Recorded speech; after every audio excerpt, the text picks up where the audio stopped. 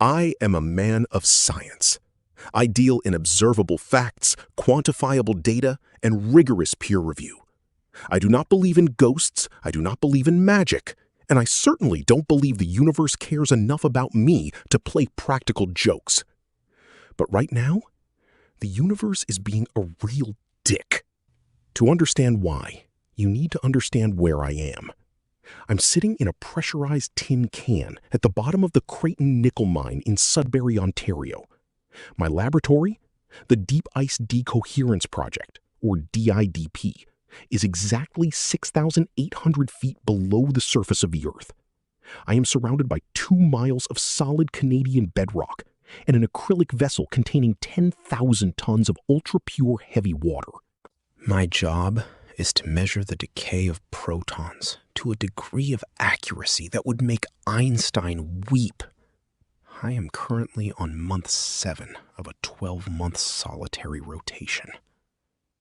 I sit here in total isolation for a year at a time, making sure that the fundamental building blocks of matter aren't quietly falling apart.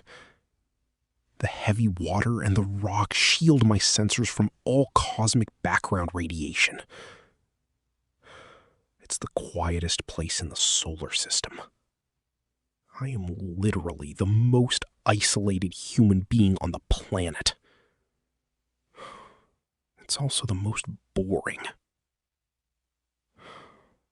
To keep myself from going completely insane, I brought down a 4 terabyte air-gapped hard drive. It contains the pinnacle of human achievement, an entire archive of 90s and 2000s pop culture. Every Nintendo 64 game, thousands of movies, and all 9 seasons of Seinfeld. It is my lifeline. When you are hiding 2 miles underground to avoid dealing with a messy breakup and the general exhausting nature of other human beings, you need a distraction. Every morning at 0600, my comms terminal connects to the surface via a mile-long fiber optic cable. It downloads a compressed text packet of daily news and Wikipedia updates. It's a one-way data dump, just to keep me tethered to civilization. If you had told me a year ago that my greatest enemy 2 miles beneath the Canadian Shield would be a dial-up modem sound, I would have asked to check your vitals. Today, while the packet was downloading, I decided to fire up a classic. I booted up Forrest Gump. I've seen it maybe 30 times. It's a masterpiece. I was at the bench scene. You know the one. Tom Hanks is sitting there with his box of chocolates, talking to the nurse. He looks at the camera and says, "My mama always said, life is like a box of chocolates. You never know what you're gonna get."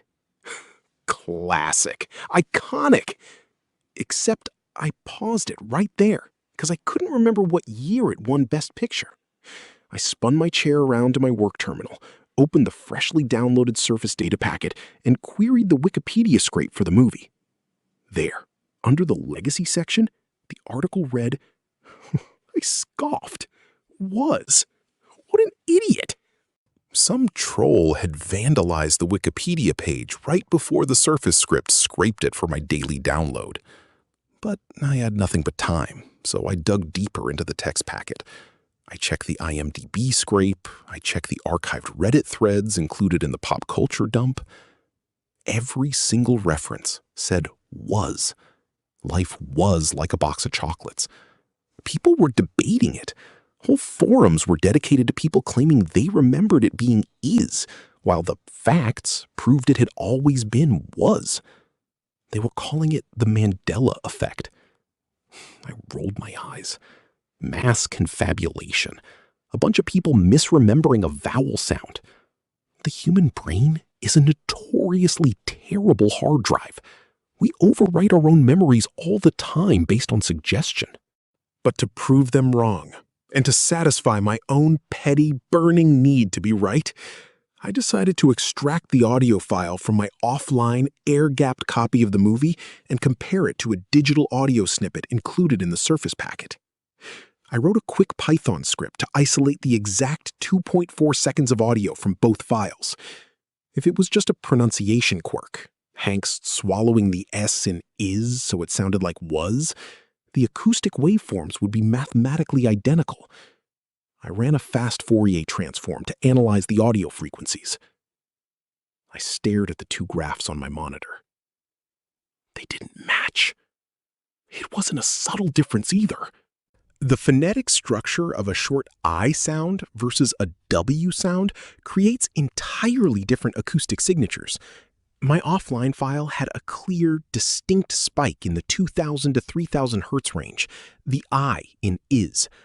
The surface file, the one representing the outside world, had a low-frequency rumble characteristic of a W.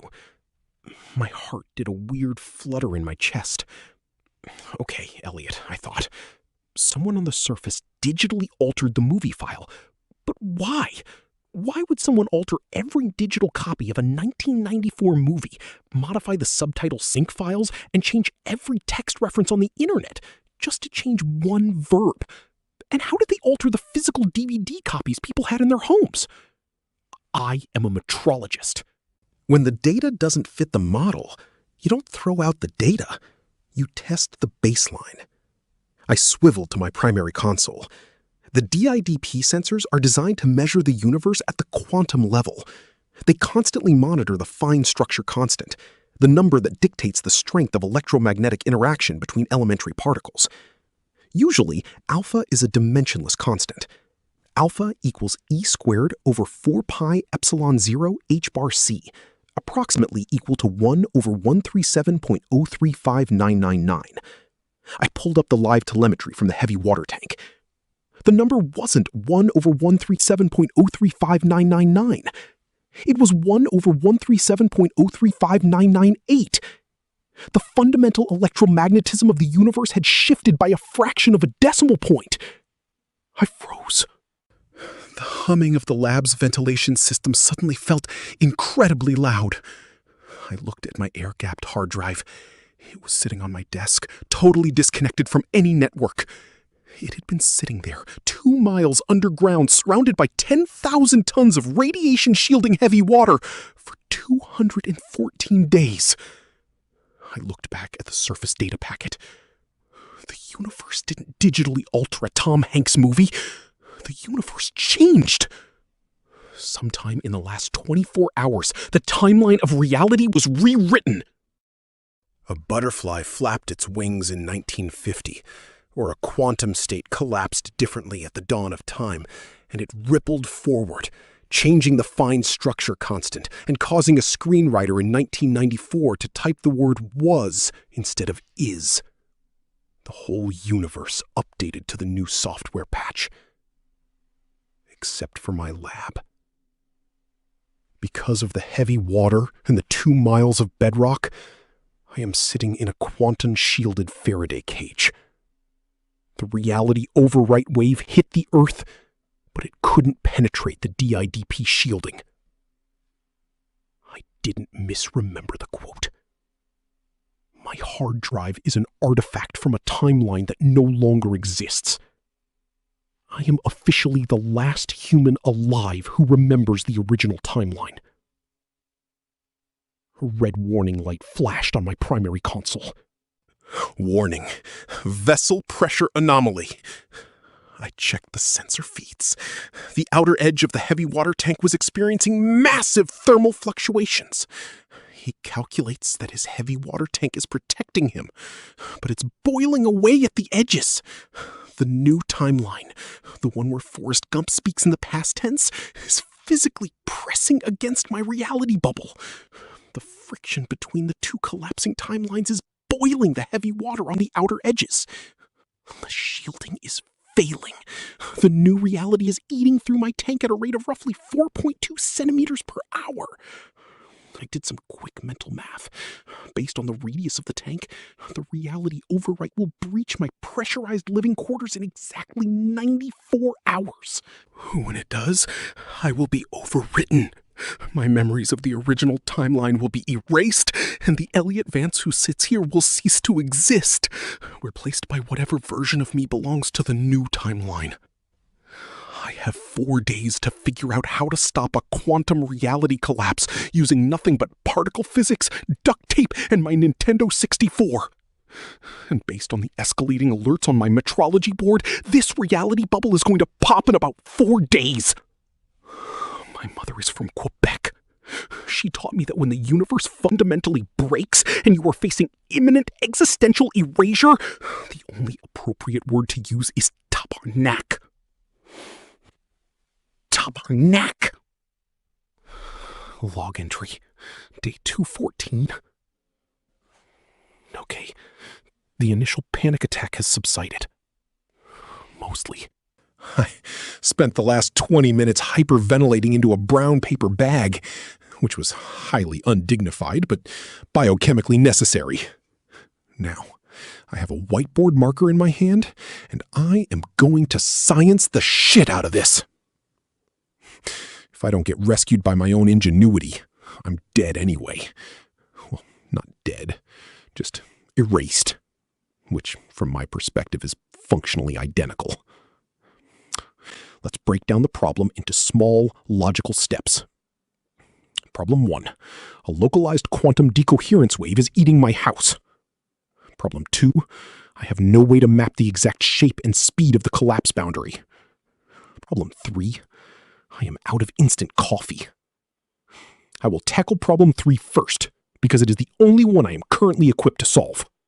I rip open a new bag of freeze-dried dirt crystals, dump a scoop into a mug of lukewarm water, and chug it. Now, back to problem 2. To figure out how to stop this reality collapse, I need data. The metrology board tells me the fine structure constant has changed, and thermal sensors tell me the outer edges of the 10,000-ton heavy water tank are boiling. But I need to know exactly where the boundary is right now. I need to place localized quantum sensors at varying depths inside the heavy water tank. The issue is that DIDP wasn't built for a reality overwrite scenario. The sensors I have are meant to be mounted rigidly to the lab's exterior hull. They aren't meant to be floated freely in thousands of gallons of water. To get accurate depth readings, I need custom watertight buoyancy housings that can hover at exact calculated depths, and I can't exactly run to the hardware store. I survey my living quarters. It's a pressurized cylinder roughly the size of a spacious mobile home. It's packed with monitors, life support gear, and my personal belongings. My eyes land on a large, intricately constructed gray plastic ship sitting on my designated recreation desk. The 7,541-piece Ultimate Collector's Millennium Falcon. I let out a long, painful sigh. It took me 3 weeks to build that. I sorted the pieces meticulously. I watched all 10 seasons of Stargate SG-1 while snapping those beautiful little bricks together. But Lego bricks are manufactured to a tolerance of 10 micrometers. They are made of ABS plastic, which doesn't react with heavy water. I can snap them together to create modular, perfectly calculated volume displacements. They are literally the best precision engineering material I have in this bunker. I'm sorry, Han, I whisper to a tiny plastic figurine. I begin dismantling the Falcon. It hurts my soul. Every snap crack of parting plastic feels like a personal failure, but I sort the plates and bricks into neat piles. I need to create 5 sensor arrays. I calculate the required displacement. Heavy water, D2O, has a density of 1.11 grams per cubic centimeter, which is about 11% denser than normal water. I run the math on a notepad. FB equals rho times V times G. To achieve neutral buoyancy at specific depths, I need the Lego housings to displace exactly the right amount of heavy water to counteract the weight of the sensor and the plastic itself. I spend the next 4 hours snapping bricks together, sealing the seams with a layer of waterproof resin from my suit repair kit. I embed a quantum sensor in the center of each gray, blocky sphere. They look less like high-tech metrology equipment and more like abstract, cubic Death Stars. I carry the 5 arrays into the small airlock that connects my living module to the heavy water tank. Normally, no one goes into the tank. It's sealed. But there's a manual service hatch designed for robotic submersibles. I cycle the lock, crack the hatch, and the sharp smell of ozone hits me. I carefully release the 5 Lego-housed sensors into the dark, freezing water. They bob for a second, then slowly sink, settling at their perfectly calculated depths. I seal the hatch and rush back to the main console. Data begins streaming in. I am officially mapping the edge of a reality collapse. The data confirms my worst fears. The boundary is a perfect sphere, slowly shrinking inward toward my lab. But there's a blip in the data stream. Sensor 3, the one suspended exactly 3 meters from the outer edge, is transmitting garbage. I frown and tap the monitor. Come on, little guy. The screen flickers. Suddenly, my vision swims. The dark metal walls of the DIDP lab dissolve into static. The low hum of the ventilation system vanishes, replaced by a jarring, terrifying sound. Birds! I am standing in a sunlit kitchen. The smell of fresh tortilla and brewing espresso hits me like a physical blow. I look down. I'm not wearing my DIDP lab jumpsuit. I'm wearing a blue flannel shirt. And a silver wedding band on my left ring finger. Log entry, day 215. My first instinct as a highly trained, heavily credentialed physicist was to throw up. I didn't quite make it to the bioreceptacle. I heaved a mixture of stomach acid and terrible instant coffee all over the grated metal floor of the control room. I lay there for a minute, my cheek pressed against the cold aluminum grating, gasping for air that tasted like ozone and recycled copper. The sound of birds was gone. The smell of espresso and tortilla was gone. The warmth of a sunlit Montreal kitchen was completely obliterated by the low mechanical thrum of the DIDP ventilation system. I looked down at my left hand. No flannel shirt. Just the standard issue blue Nomex flight suit. No silver wedding band. Hypoxia, I wheezed, rolling onto my back. Or carbon monoxide. Or a nitrogen leak. I dragged myself up by the edge of the primary console, my legs feeling like they were made of damp sponge. When you hallucinate a completely different life where you aren't a lonely hermit hiding in a subterranean tin can, the logical conclusion is not I traveled dimensions. The logical conclusion is my life support is failing, and my dying brain is giving me a highlight reel of my greatest regrets.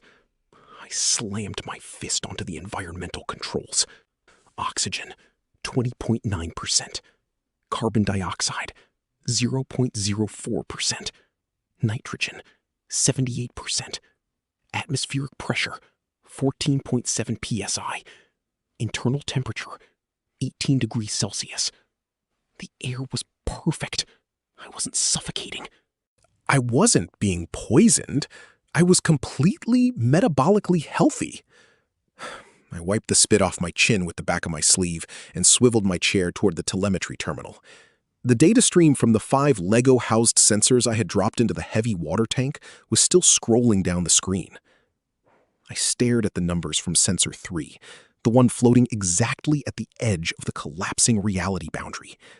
The exact one whose data feed I had touched right before I teleported to a kitchen that doesn't exist anymore. The numbers were impossible, but they were right there. There is a fundamental equation in quantum mechanics, the time-dependent Schrödinger equation. It describes how the quantum state of a physical system changes over time. It looks like this. I, h bar, times the partial derivative of psi with respect to time equals h hat times psi. The psi, or phi, is the wave function. It represents the probability amplitude of the universe. It's the math that says reality is doing this right now. The h hat is the Hamiltonian operator, which represents the total energy of the system. According to Sensor 3, The exact millisecond my finger touched the screen to lock the telemetry, the Hamiltonian of the incoming reality boundary spiked, and my local wave function merged with it. I didn't just hallucinate, Sarah. The sensors confirmed a localized collapse of quantum superposition. Because I was actively observing the data of the invading timeline, the timeline where Forrest Gump speaks in the past tense, where Berenstain is spelled with an A, and where, apparently, I am not a miserable recluse, my consciousness temporarily entangled with the Elliott Vance of that timeline. A glitch in the Matrix, delivered straight to my cerebral cortex via a plastic Han Solo. Okay, I muttered, my voice echoing in the empty lab. Okay, that happened. That is a thing that happened. I took a deep breath, trying to steady my racing heart. I needed to focus. If I didn't stop this, that reality was going to crush mine entirely. I would be erased. The Elliot in the flannel shirt would overwrite the Elliot in the Nomex suit. Maybe that wouldn't be so bad. He seemed happy. He had Sarah. He had espresso that didn't taste like roasted dirt. No, I told myself, slapping my cheeks with both hands to snap out of it. He's a mathematical anomaly, caused by a cosmic software update.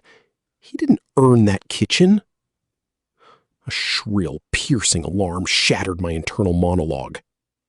Red lights began strobing across the upper tier of the main console. I spun around to the heavy water tank telemetry. Warning. Vessel pressure critical. What? I lunged for the keyboard. How long was I out? I checked the internal chronometer. It had been 45 minutes since I touched the screen. I had been unconscious, or mentally vacationing in Montreal, for 3/4 of an hour. And in that time, the friction between the two collapsing realities had been working overtime. The boundary of the new timeline was pressing inward against the 10,000 tons of ultra-pure heavy water. Heavy water has a slightly higher boiling point than regular water, 101.4 degrees Celsius. But the kinetic energy generated by two universes physically grinding against each other was dumping massive amounts of heat into the tank. Fourier's law of heat conduction dictates how heat transfers through a material. Fourier Q equals negative K nabla T, where Q is the local heat flux density, K is the material's conductivity, and nabla T is the temperature gradient. The problem was, the temperature gradient was climbing exponentially. The outer edges of the heavy water were already boiling. My pressurized living quarters sit right in the middle of this massive acrylic tank. The acrylic is 2 feet thick, rated for a maximum internal pressure of 150 psi. The sensors read 144 psi. And climbing. If it hits 150, the tank shatters. If the tank shatters, 10,000 tons of boiling heavy water instantly floods my tin can, crushing me like a bug on a windshield. And even if by some miracle I survive the water, the loss of the shielding means the reality overwrite wave will hit me instantaneously. Tap out knack, I yelled, scrambling out of the chair. I needed to cool the water, now. The DIDP was designed to keep the heavy water at exactly 4 degrees Celsius, which is the temperature at which water is most dense. To do this, there was an industrial-grade liquid nitrogen, LN2, cryo-cooler loop coiled through the bottom of the tank. Normally, it just pulses occasionally to keep the ambient temperature stable. I sprinted to the thermal control panel. Computer, engage emergency cryoflush. Open the primary LN2 dump valve. The screen blinked. Error. Thermal regulator valve 4 stuck. Manual override required. Of course, I screamed at the monitor. Why would anything just work? This is exactly like the water temple in Ocarina of Time. Nothing but sheer misery and valves that refuse to open. The LN2 storage tanks and the primary valves weren't in the pressurized living quarters. They were in the sub-basement pump room, located directly beneath me, outside the primary environmental seal. It was kept at the ambient temperature of the mine shaft, roughly 5 degrees Celsius, and smelling heavily of nickel dust and damp rock. I grabbed my heavy insulated jacket from the hook by the door, shoved my arms through the sleeves, and grabbed a heavy-duty steel wrench from my tool bench. I didn't bother zipping the jacket. I had maybe 3 minutes before the pressure hit 150 psi. I threw open the floor hatch and half-climbed, half-slid down the steep metal ladder into the sub-basement. The pump room was deafeningly loud. Massive turbines whined as they struggled to pump coolant that couldn't move. The air was frigid, and condensation dripped from the low ceiling. I flicked on my headlamp, the beam cutting through the gloom, and scanned the maze of frost-covered pipes. Valve 4, Valve 4, I muttered, stepping over a thick bundle of fiber optic cables. I found it tucked behind the primary circulation pump. It was a massive, red, cast-iron wheel valve, coated in a thick layer of rime ice.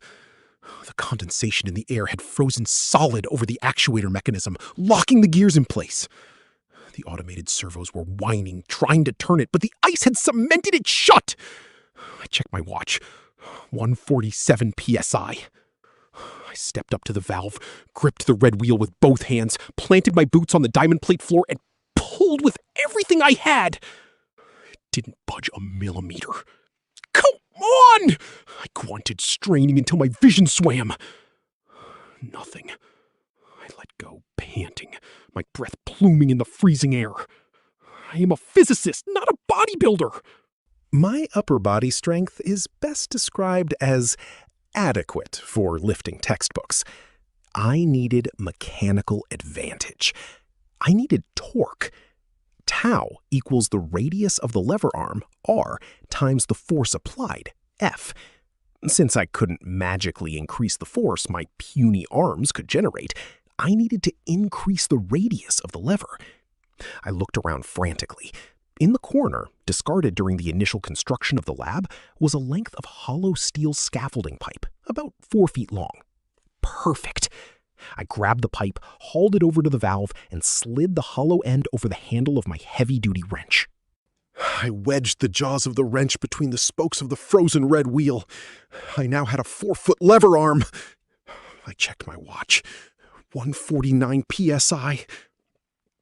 I threw my entire body weight onto the end of the steel pipe. For a terrifying second, nothing happened. The metal groaned, flexing under my weight. Then, with a sound like a gunshot, the ice shattered.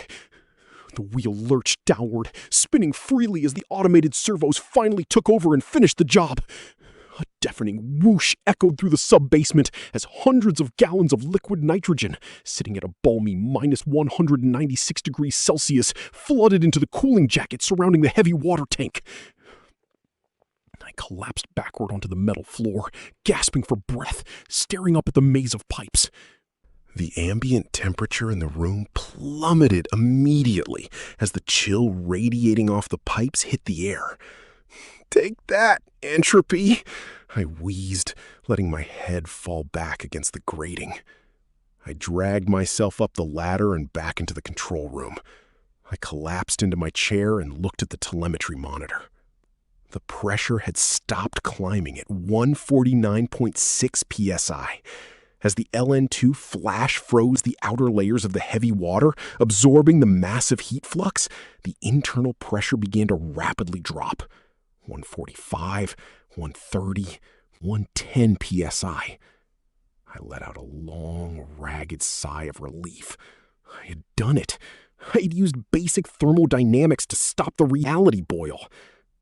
But as I sat there, my adrenaline fading, another sound caught my attention.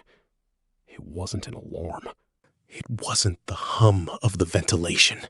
It was a sound that made the blood freeze in my veins. Creak! It was a deep, resonant groan coming from the curved acrylic wall of the living quarters. I pulled up the structural diagnostics.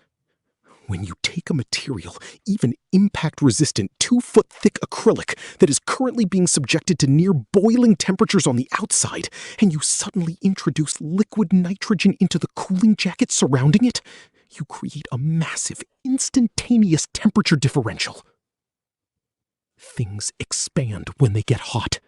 They contract when they get cold. When one side of a material contracts violently while the other side is still hot.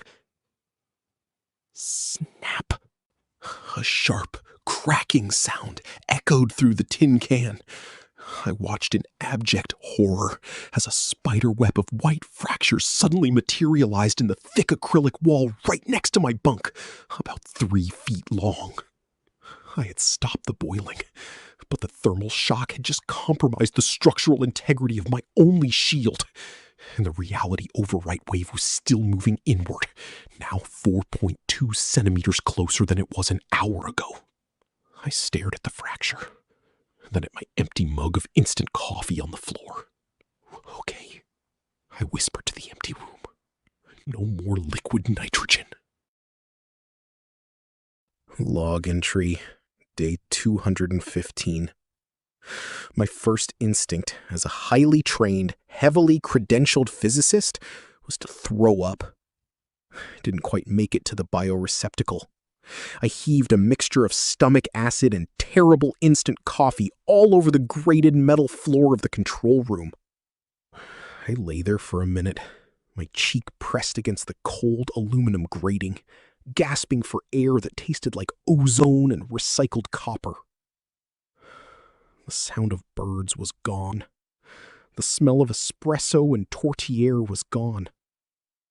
The warmth of a sunlit Montreal kitchen was completely obliterated by the low mechanical thrum of the DIDP ventilation system.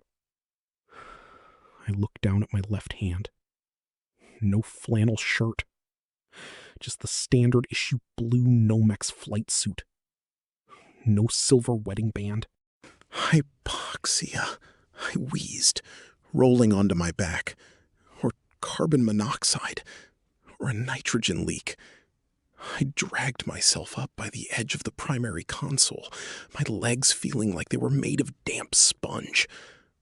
When you hallucinate a completely different life where you aren't a lonely hermit hiding in a subterranean tin can, the logical conclusion is not I traveled dimensions. The logical conclusion is my life support is failing, and my dying brain is giving me a highlight reel of my greatest regrets. I slammed my fist onto the environmental controls. Oxygen, 20.9%. Carbon dioxide, 0.04%. Nitrogen, 78%. Atmospheric pressure, 14.7 psi. Internal temperature, 18 degrees Celsius. The air was perfect. I wasn't suffocating. I wasn't being poisoned. I was completely metabolically healthy. I wiped the spit off my chin with the back of my sleeve and swiveled my chair toward the telemetry terminal. The data stream from the 5 Lego-housed sensors I had dropped into the heavy water tank was still scrolling down the screen. I stared at the numbers from sensor 3, the one floating exactly at the edge of the collapsing reality boundary. The exact one whose data feed I had touched right before I teleported to a kitchen that doesn't exist anymore. The numbers were impossible, but they were right there. There is a fundamental equation in quantum mechanics, the time-dependent Schrödinger equation. It describes how the quantum state of a physical system changes over time. It looks like this. I, h bar, times the partial derivative of psi with respect to time equals h hat times psi. The psi, or phi, is the wave function. It represents the probability amplitude of the universe. It's the math that says reality is doing this right now. The h hat is the Hamiltonian operator, which represents the total energy of the system. According to sensor 3, the exact millisecond my finger touched the screen to lock the telemetry, the Hamiltonian of the incoming reality boundary spiked, and my local wave function merged with it. I didn't just hallucinate, Sarah. The sensors confirmed a localized collapse of quantum superposition. Because I was actively observing the data of the invading timeline, the timeline where Forrest Gump speaks in the past tense, where Berenstain is spelled with an A, and where, apparently, I am not a miserable recluse. my consciousness temporarily entangled with the Elliott Vance of that timeline. A glitch in the Matrix, delivered straight to my cerebral cortex via a plastic Han Solo. Okay, I muttered, my voice echoing in the empty lab. Okay, that happened. That is a thing that happened. I took a deep breath, trying to steady my racing heart. I needed to focus. If I didn't stop this, that reality was going to crush mine entirely. I would be erased. The Elliot in the flannel shirt would overwrite the Elliot in the Nomex suit. Maybe that wouldn't be so bad. He seemed happy. He had Sarah. He had espresso that didn't taste like roasted dirt. No, I told myself, slapping my cheeks with both hands to snap out of it. He's a mathematical anomaly, caused by a cosmic software update. He didn't earn that kitchen. A shrill, piercing alarm shattered my internal monologue. Red lights began strobing across the upper tier of the main console. I spun around to the heavy water tank telemetry. Warning, vessel pressure critical. What? I lunged for the keyboard. How long was I out? I checked the internal chronometer. It had been 45 minutes since I touched the screen. I had been unconscious, or mentally vacationing in Montreal, for 3/4 of an hour. And in that time, the friction between the two collapsing realities had been working overtime. The boundary of the new timeline was pressing inward against the 10,000 tons of ultra-pure heavy water.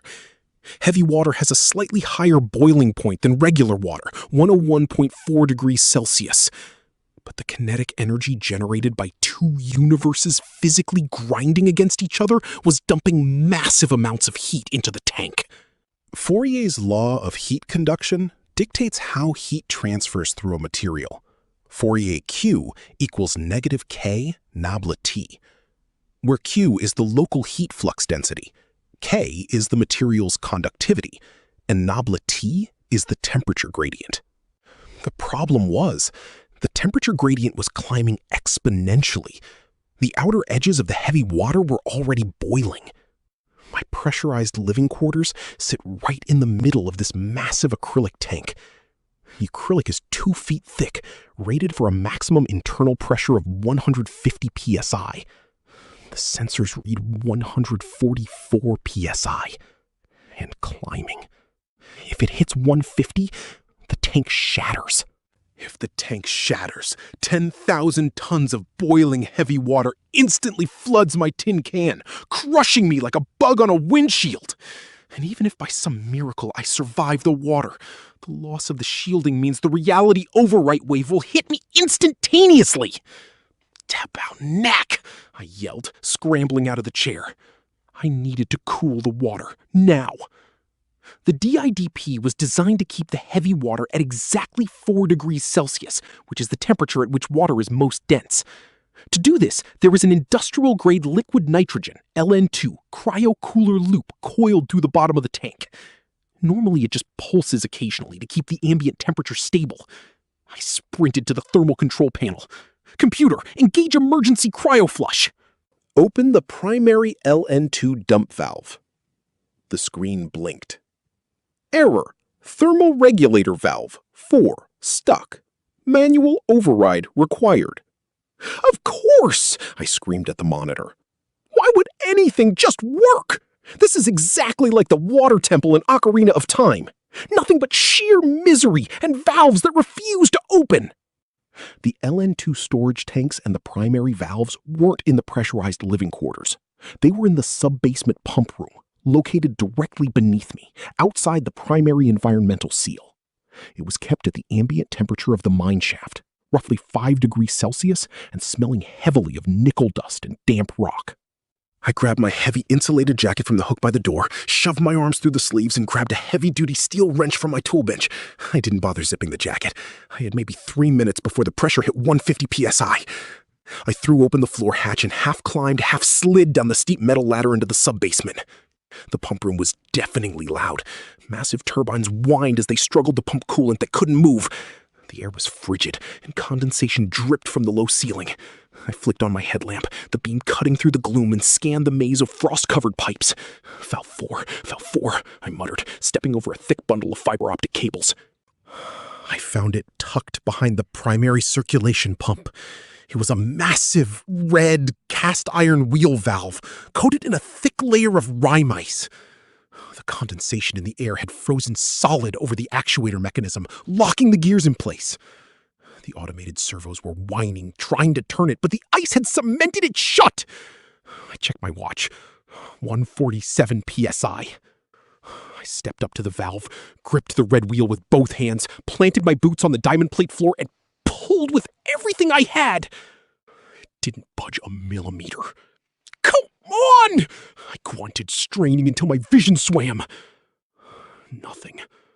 I let go, panting, my breath pluming in the freezing air. I am a physicist, not a bodybuilder. My upper body strength is best described as adequate for lifting textbooks. I needed mechanical advantage. I needed torque. Tau equals the radius of the lever arm, R, times the force applied, F. Since I couldn't magically increase the force my puny arms could generate, I needed to increase the radius of the lever. I looked around frantically. In the corner, discarded during the initial construction of the lab, was a length of hollow steel scaffolding pipe, about 4 feet long. Perfect. I grabbed the pipe, hauled it over to the valve, and slid the hollow end over the handle of my heavy-duty wrench. I wedged the jaws of the wrench between the spokes of the frozen red wheel. I now had a 4-foot lever arm. I checked my watch. 149 psi. I threw my entire body weight onto the end of the steel pipe. For a terrifying second, nothing happened. The metal groaned, flexing under my weight. Then, with a sound like a gunshot, the ice shattered. The wheel lurched downward, spinning freely as the automated servos finally took over and finished the job. A deafening whoosh echoed through the sub-basement as hundreds of gallons of liquid nitrogen, sitting at a balmy minus 196 degrees Celsius, flooded into the cooling jacket surrounding the heavy water tank. I collapsed backward onto the metal floor, gasping for breath, staring up at the maze of pipes. The ambient temperature in the room plummeted immediately as the chill radiating off the pipes hit the air. "Take that, entropy," I wheezed, letting my head fall back against the grating. I dragged myself up the ladder and back into the control room. I collapsed into my chair and looked at the telemetry monitor. The pressure had stopped climbing at 149.6 psi. As the LN2 flash froze the outer layers of the heavy water, absorbing the massive heat flux, the internal pressure began to rapidly drop. 145, 130, 110 psi. I let out a long, ragged sigh of relief. I had done it. I had used basic thermodynamics to stop the reality boil. But as I sat there, my adrenaline fading, another sound caught my attention. It wasn't an alarm. It wasn't the hum of the ventilation. It was a sound that made the blood freeze in my veins. Creak! It was a deep, resonant groan coming from the curved acrylic wall of the living quarters. I pulled up the structural diagnostics. When you take a material, even impact-resistant 2-foot-thick acrylic that is currently being subjected to near boiling temperatures on the outside, and you suddenly introduce liquid nitrogen into the cooling jacket surrounding it, you create a massive, instantaneous temperature differential. Things expand when they get hot. They contract when they get cold. When one side of a material contracts violently while the other side is still hot, snap! A sharp, cracking sound echoed through the tin can. I watched in abject horror as a spider web of white fractures suddenly materialized in the thick acrylic wall right next to my bunk, about 3 feet long. I had stopped the boiling, but the thermal shock had just compromised the structural integrity of my only shield. And the reality overwrite wave was still moving inward, now 4.2 centimeters closer than it was an hour ago. I stared at the fracture, then at my empty mug of instant coffee on the floor.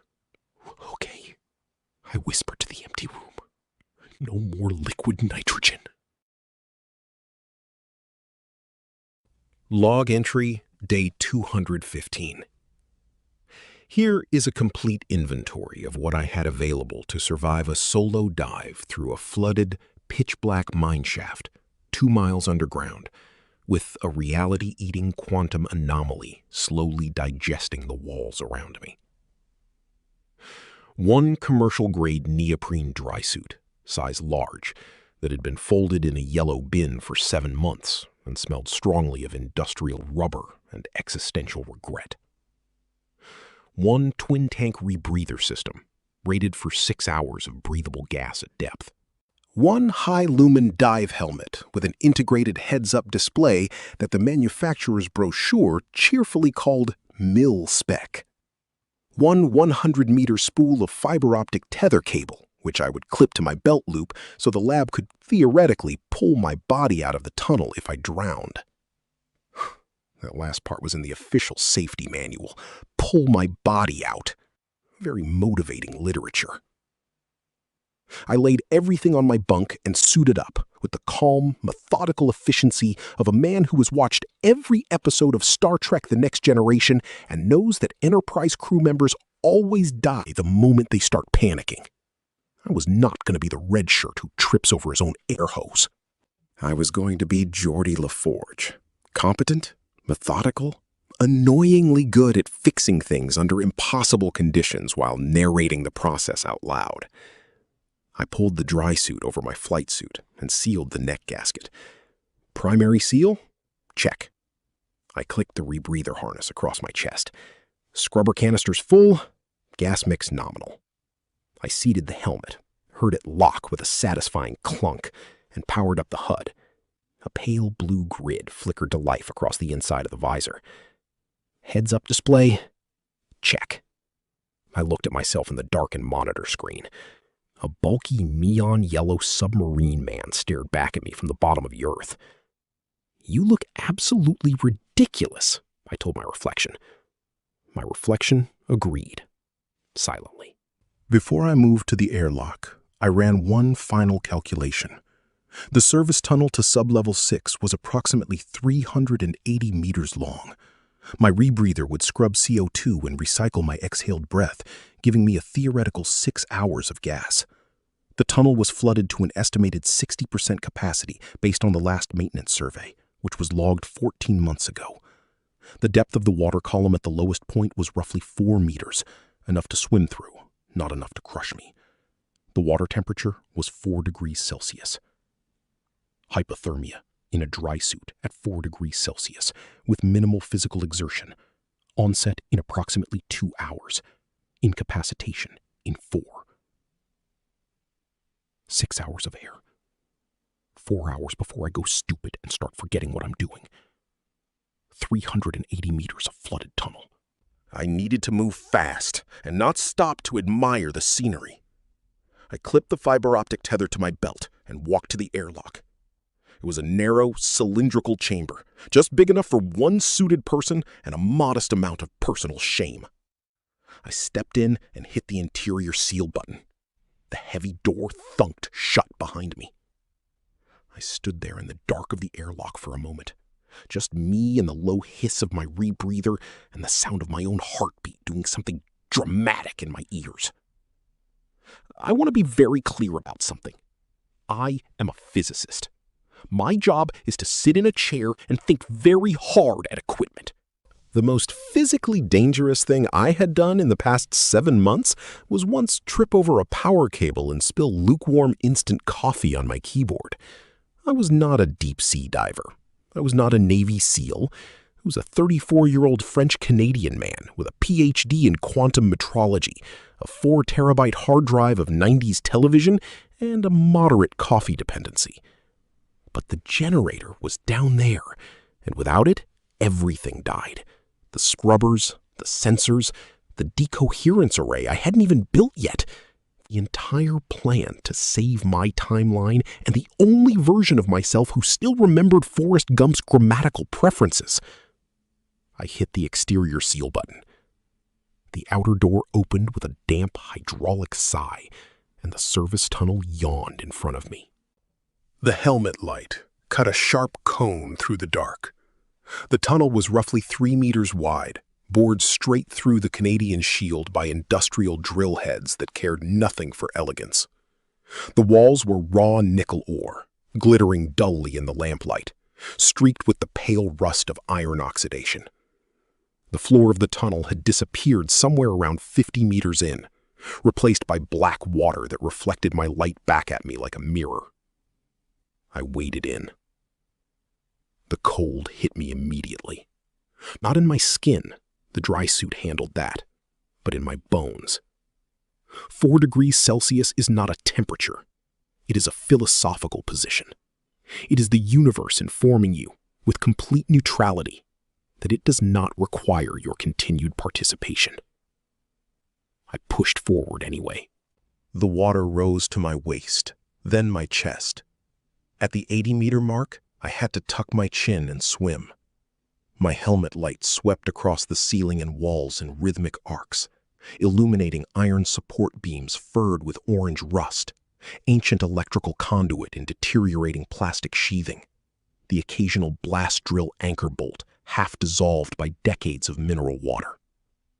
The fiber optic tether paid out smoothly behind me. I counted strokes. It was something I remembered from a Malcolm in the Middle episode. Funnily enough, Reese teaching Dewey to swim by having him count strokes to stay calm. I had laughed at that scene. It seemed less funny now.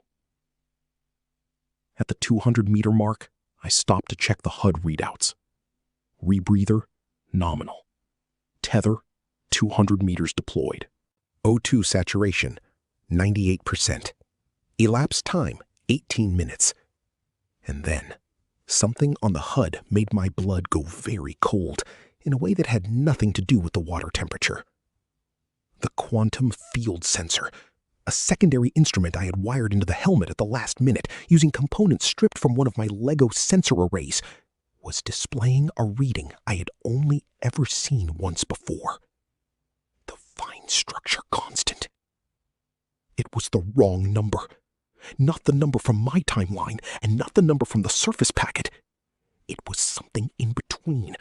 A fractional average, like 2 radio stations bleeding into each other at the edge of their broadcast range. The reality boundary wasn't just pressing against my lab from the outside. It was already inside the tunnel. I stopped swimming.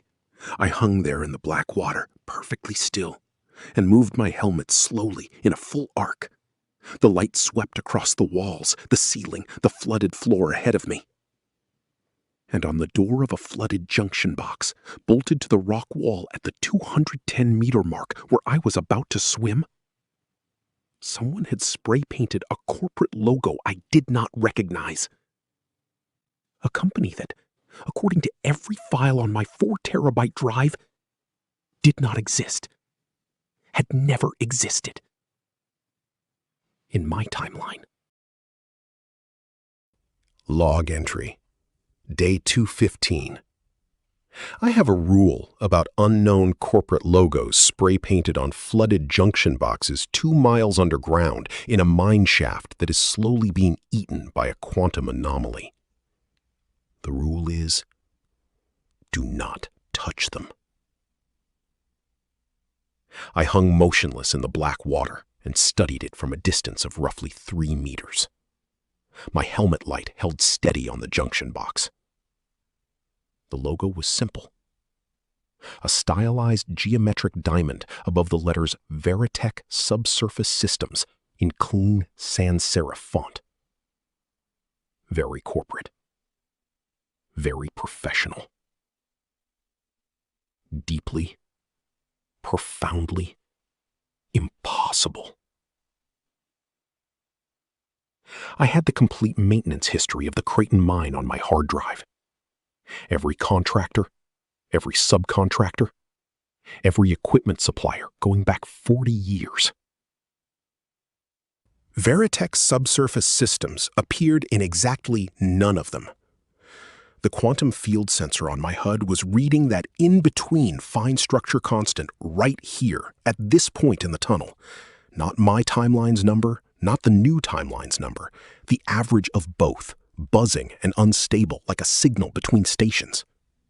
The reality boundary had already pushed this far into the tunnel, which meant that junction box existed in both timelines simultaneously. In my timeline, it was a standard Creighton electrical conduit panel, totally unremarkable. In the new timeline, the mine had apparently been contracted to a company called Veritech that my universe had never invented. The box was phasing, flickering between two states at a quantum level. To my eyes, it looked solid. To the universe, it was a coin spinning in the air, not yet landed. I checked my HUD. Elapsed time, 22 minutes. Battery life remaining at the lab, 10 hours, 56 minutes. Distance to sublevel 6 generator room, approximately 170 meters. I thought about Captain Janeway. Specifically, I thought about every single time she flew the Voyager straight into the anomaly instead of around it, because flying around it would take too long, and the crew needed to get home. She was right, every single time. And it almost killed everyone every single time. I swam past the junction box without touching it. The last 170 meters were worse. The HUD registered 3 more bleed-through artifacts as I moved deeper into the tunnel. A section of wall where the nickel ore had been replaced by a different rock composition entirely. Gray-green schist that had no geological business being in this part of the Canadian Shield. A length of pipe that was the wrong alloy. My glove tapped it accidentally and it rang with a flat, dull tone where the original steel would have pinged. Small things. Background details. The set dressing of an alternate universe leaking through the cracks. I kept moving. I counted strokes. I did not think about the kitchen in Montreal. At the 380-meter mark, the tunnel opened up. The sublevel 6 generator room was enormous. A natural cavern the original mine operators had expanded and reinforced with concrete pillars and steel I-beams. It was also approximately 40% flooded, meaning I could stand on the equipment gantry if I could find it, which I could, because my helmet light caught the yellow-painted safety railing glinting just below the waterline about 6 meters ahead. I hauled myself up onto the gantry, dripping, gasping, and deeply grateful to be vertical again. The geothermal generator was there, hulking and industrial, a Siemens SGT-100 turbine system the size of a city bus, sitting on an elevated concrete platform above the floodline. It was designed for exactly this situation. Total surface power loss, mine sealed, emergency operations only. The maintenance panel was sealed with a standard hex key lockout. I had a hex key. It was on the utility ring clipped to my dry suit, right next to the flathead screwdriver, the wire stripper, and a miniature Millennium Falcon keychain that I kept because I am who I am. I cracked the panel. Inside was a sequence of manual start switches and a fuel status display. The geothermal loop, essentially a closed system that circulated water down to the hot rock layer and back up again as steam, showed nominal pressure. The system had been in standby for months, but standby was not dead. I ran through the startup sequence from memory. I had read the emergency operations manual twice during month 3, out of sheer boredom, on a night when even Seinfeld wasn't doing it for me. George Costanza's parking space disputes had lost their luster somewhere around the 4-month mark. Switch 1, fuel loop isolation valve, open. Switch 2, pre-ignition thermal bypass, engaged. Switch 3, turbine governor, set to manual. Switch 4, primary ignition.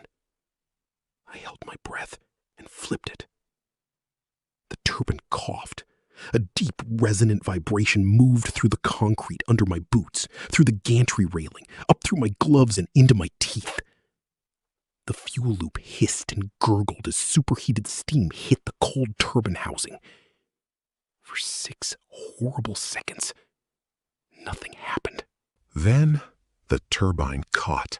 The sound was immense, a rising whine that became a roar that became a steady, powerful thrum that I felt in my sternum. The generator output panel lit up green. 3 megawatts of geothermal power available for distribution. Yes! I shouted in French, which is not something I will be repeating in print.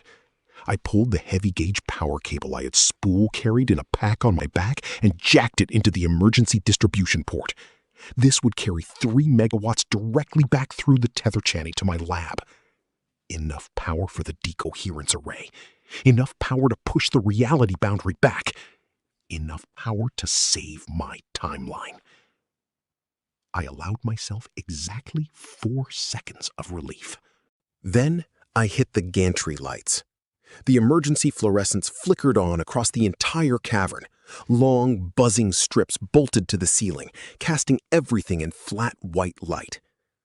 For the first time, I could see the full generator room, not just the cone my helmet lamp had been showing me. The generator was exactly where it should be. The gantry was exactly where it should be. And on the far wall of the cavern, behind a section of equipment I had not been able to see in the dark, was a pressure window.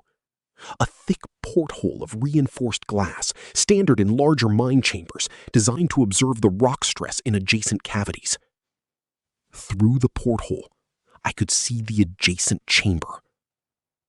I recognized it immediately. Same dimensions, same concrete pillars, same I-beam reinforcement. It was the mirror image of the room I was standing in the new timeline, the Veritech version of Sublevel 6. The lights were already on in there.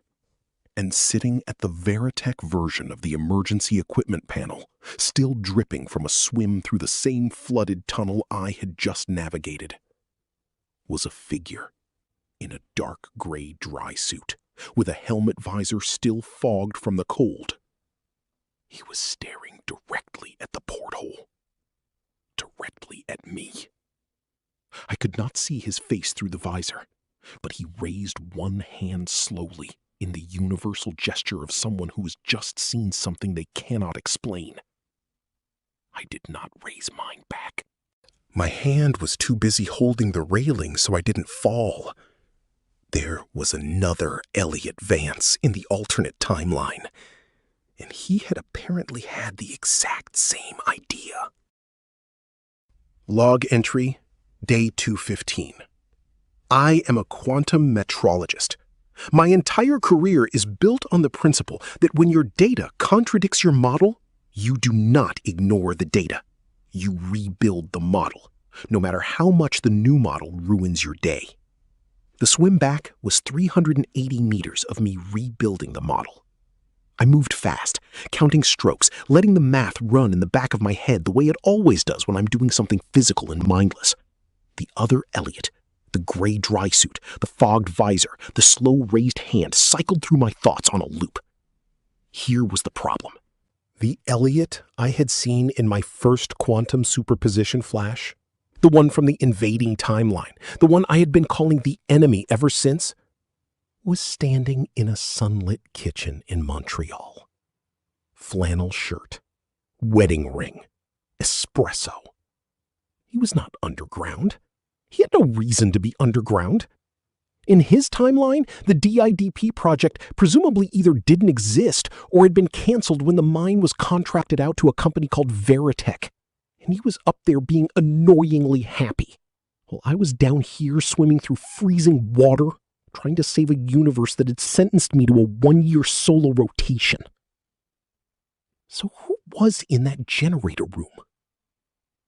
Not Timeline B Elliot. Timeline B Elliot was in Montreal. Which meant the gray dry suit, the fogged visor, the raised hand That was someone from a completely different timeline. A third one. One I hadn't accounted for. One where Veritech ran the mine, but an Elliot still ended up underground, alone, on some version of the same project, for reasons I could only guess at. I surfaced into the airlock at the 22-minute mark, hauled myself up the ladder, and stripped the helmet off before the outer door had finished cycling. I was already at the primary console before the dry suit hit the floor. The power was back. 3 megawatts of geothermal electricity humming through a cable I had personally dragged through a flooded tunnel. Every monitor blazed to life. The ventilation system roared. The CO2 scrubbers kicked in with a sound like a deep, satisfied exhale. I didn't celebrate. I pulled up the quantum field telemetry and started running new numbers. Here was what I had assumed from the beginning. One timeline was collapsing into mine. One wavefront, moving inward from a single direction, compressing my heavy water bubble like a slowly closing fist. Clean, manageable, terrifying, but solvable. The math was the math. Here is what the telemetry was actually showing, now that I had enough power to run the full sensor array at resolution. The fine structure constant wasn't settling to a single new value. It was oscillating, flickering rapidly between at least 3 distinct numbers. My original 1/137.035999, the surface packet's 1/137.0359998, and a third value I hadn't seen before, 1/137.036001, above my baseline, a timeline that had diverged in the opposite direction. 3 distinct values, 3 distinct timelines, all collapsing simultaneously into the same point in space, which happened to be my lab. I sat back in my chair and stared at the ceiling for a moment. There is an episode of Stargate SG-1, Season 3, the one with the quantum mirror, where Daniel Jackson accidentally makes contact with an alternate reality and discovers that every time you look through the mirror, you're seeing a different universe. Carter explains that there are infinite parallel realities, all slightly different, all equally real. Jackson's response is to touch the mirror immediately and nearly get everyone killed, because Daniel Jackson has the self-preservation instincts of a golden retriever near a busy road. This made me laugh. I had always thought the most unrealistic part of that episode was that nobody immediately started asking which reality had the best outcome for them personally. Turns out, the most unrealistic part is that they only ever had to deal with one alternate timeline at a time. I wrote a new equation across my whiteboard. If n timelines are collapsing simultaneously into a single point, the total decoherence pressure on the shielded bubble isn't additive. It's multiplicative. Each wavefront reinforces the others. The math looked like this. P total equals the sum from I equals 1 to n of P sub I times the product from j not equal to I of 1 plus delta alpha sub j over alpha sub 0, where each P sub I is the individual pressure from timeline I, and the product term represents the interference amplification between wavefronts. With 2 timelines, my original calculation gave me 94 hours before the bubble collapsed.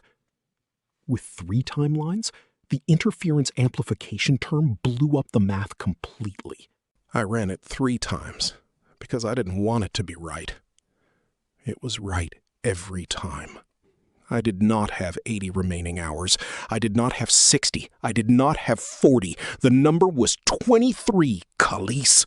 I had 23 hours and change before the combined wavefront pressure of 3 collapsing timelines crushed my heavy water bubble like an empty paper cup.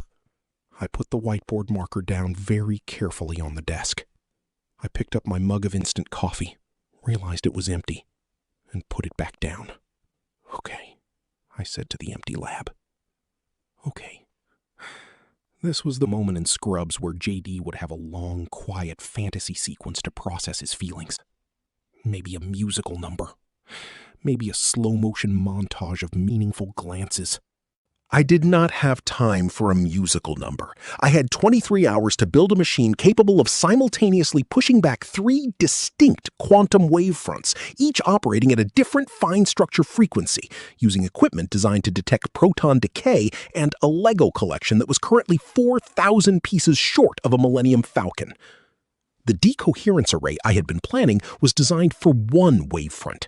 To handle 3, I needed to broadcast 3 distinct quantum frequencies simultaneously, a harmonic triad, each one tuned to repel a specific timeline. Think of it like noise-canceling headphones, except instead of canceling ambient coffee shop noise, I was canceling the fundamental electromagnetic constant of 3 competing universes. I started sketching the modified array design. The photomultiplier tubes would need to be split into 3 independent banks, each pulsed at a different frequency. The power draw would be enormous, probably everything the geothermal generator could give me, with nothing left over for non-essential systems. Heat, ventilation, lighting, all of it would have to run on bare minimum. I had a plan. It was a bad plan in the way that all my plans were bad, meaning it was held together by physics, stubbornness, and the deeply Canadian refusal to admit defeat in adverse weather conditions. I pulled up the engineering schematic and started typing. That was when my communications terminal chimed. Of course I had customized the chime to sound like a Star Trek communicator. What did you expect? Not the surface channel. The surface channel was dead. Overwritten, gone. This was a different protocol entirely. A local band emergency signal, the kind used for mind-to-mind communication within the same shaft network. The source identifier read, Veritech Subsurface Systems, Sublevel 6, Emergency Terminal.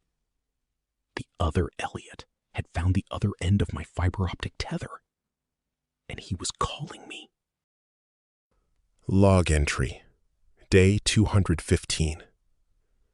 The signal blinked at me for 43 seconds before I answered it. I know it was 43 seconds because I counted. It gave me something to do other than think about the fact that I was about to have a phone call with myself. I hit the receive key. Static. Then a voice. It was mine. Almost. Same baseline timbre. Same slightly nasal quality I had always hated in recordings. But the cadence was fractionally different, a hair slower on the delivery, vowels landing with a flatness that wasn't quite mine. The kind of difference you'd only notice if you'd spent 34 years living inside the original. You got my signal, the voice said. Not a question. Obviously, I said. I answered it. A pause. You sound exactly like me. You sound almost exactly like me, I said. Your vowels are flatter. Where did you grow up? Laval, he said. A beat. You? Plateau Mont Royal. I pulled up a secondary window and started logging the conversation automatically. Pure scientific reflex. So we're not identical. Different postal codes at minimum. Tabernacle, he said, quietly, which, I have to admit, felt reassuring. His name was Dr. Elliot Vance, lead researcher, Veritech Subsurface Systems, Deep Quantum Initiative. His project was a corporate-funded equivalent of mine, privately contracted, running parallel research under a different name. In his timeline, federal funding for deep mine quantum research had been privatized sometime in the late 90s. The heavy water, the proton decay measurements, the 12-month solitary rotation, all identical. Did you bring a hard drive? I asked. 4 terabytes. What's on it? A pause that felt uncomfortably familiar. Stargate, mostly. Some Seinfeld. Every N64 game ever made, I finished. Silence on both ends of the line. That's deeply unsettling, he said. Add it to the list, I said. We moved fast after that, the way you do when you're both scientists and both terrified, and there isn't time to be polite. He walked me through his sensor readings. I cross-referenced them against mine. The 3-timeline interference pattern sharpened on my monitor, a tightening spiral of competing quantum states converging on the same point in the Canadian shield. On my way to the generator, I said, pulling up the HUD log from the dive. I passed a junction box with your company's name on it, about 210 meters into the service tunnel. Veritech Subsurface Systems. What condition was it in? Phasing. Solid to the eye, but my fine structure sensor read an in-between value right at that location. Both timelines simultaneously. A longer pause. There's a Creighton mining panel at the same point on my side. I nearly touched it. Same rule, I said. Do not touch it, we said simultaneously. We both went quiet for a moment. Talking to yourself should feel more significant than this. In practice, it mostly felt like a very efficient argument. Our decoherence arrays, he said. What's your design? I told him. 3 frequency emitter banks, each tuned to repel one of the 3 measured timeline wavefronts. He listened without interrupting, which I appreciated because I do not usually listen without interrupting. When I finished, he said, I have the same design. Good. We coordinate the firing sequence, both sides of the boundary simultaneously. That's the problem. His voice was careful. I've been running the power calculations. If we both fire from opposite sides of the same boundary at the same frequencies, we don't push the timelines back. I stopped typing. Standing wave, I said. Constructive interference, he confirmed. Our signals amplify each other instead of canceling the incoming wave. The boundary doesn't retreat. It collapses inward, faster than without us. Silence. The ventilation system hummed. On my secondary monitor, an amber warning light had been blinking for 2 minutes, the acrylic wall epoxy showing new micro-stress fractures from the continued pressure differential.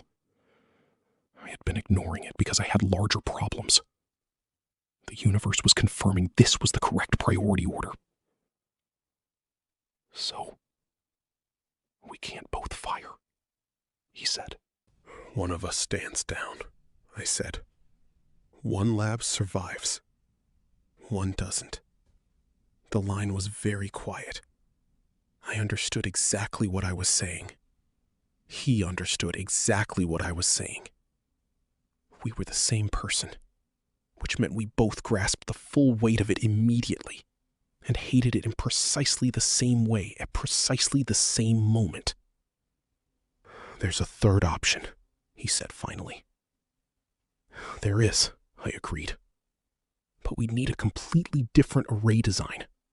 Something that doesn't fight the individual timelines, but anchors to a single quantum signature and broadcasts it at sufficient amplitude to dominate the local vacuum expectation value, he finished.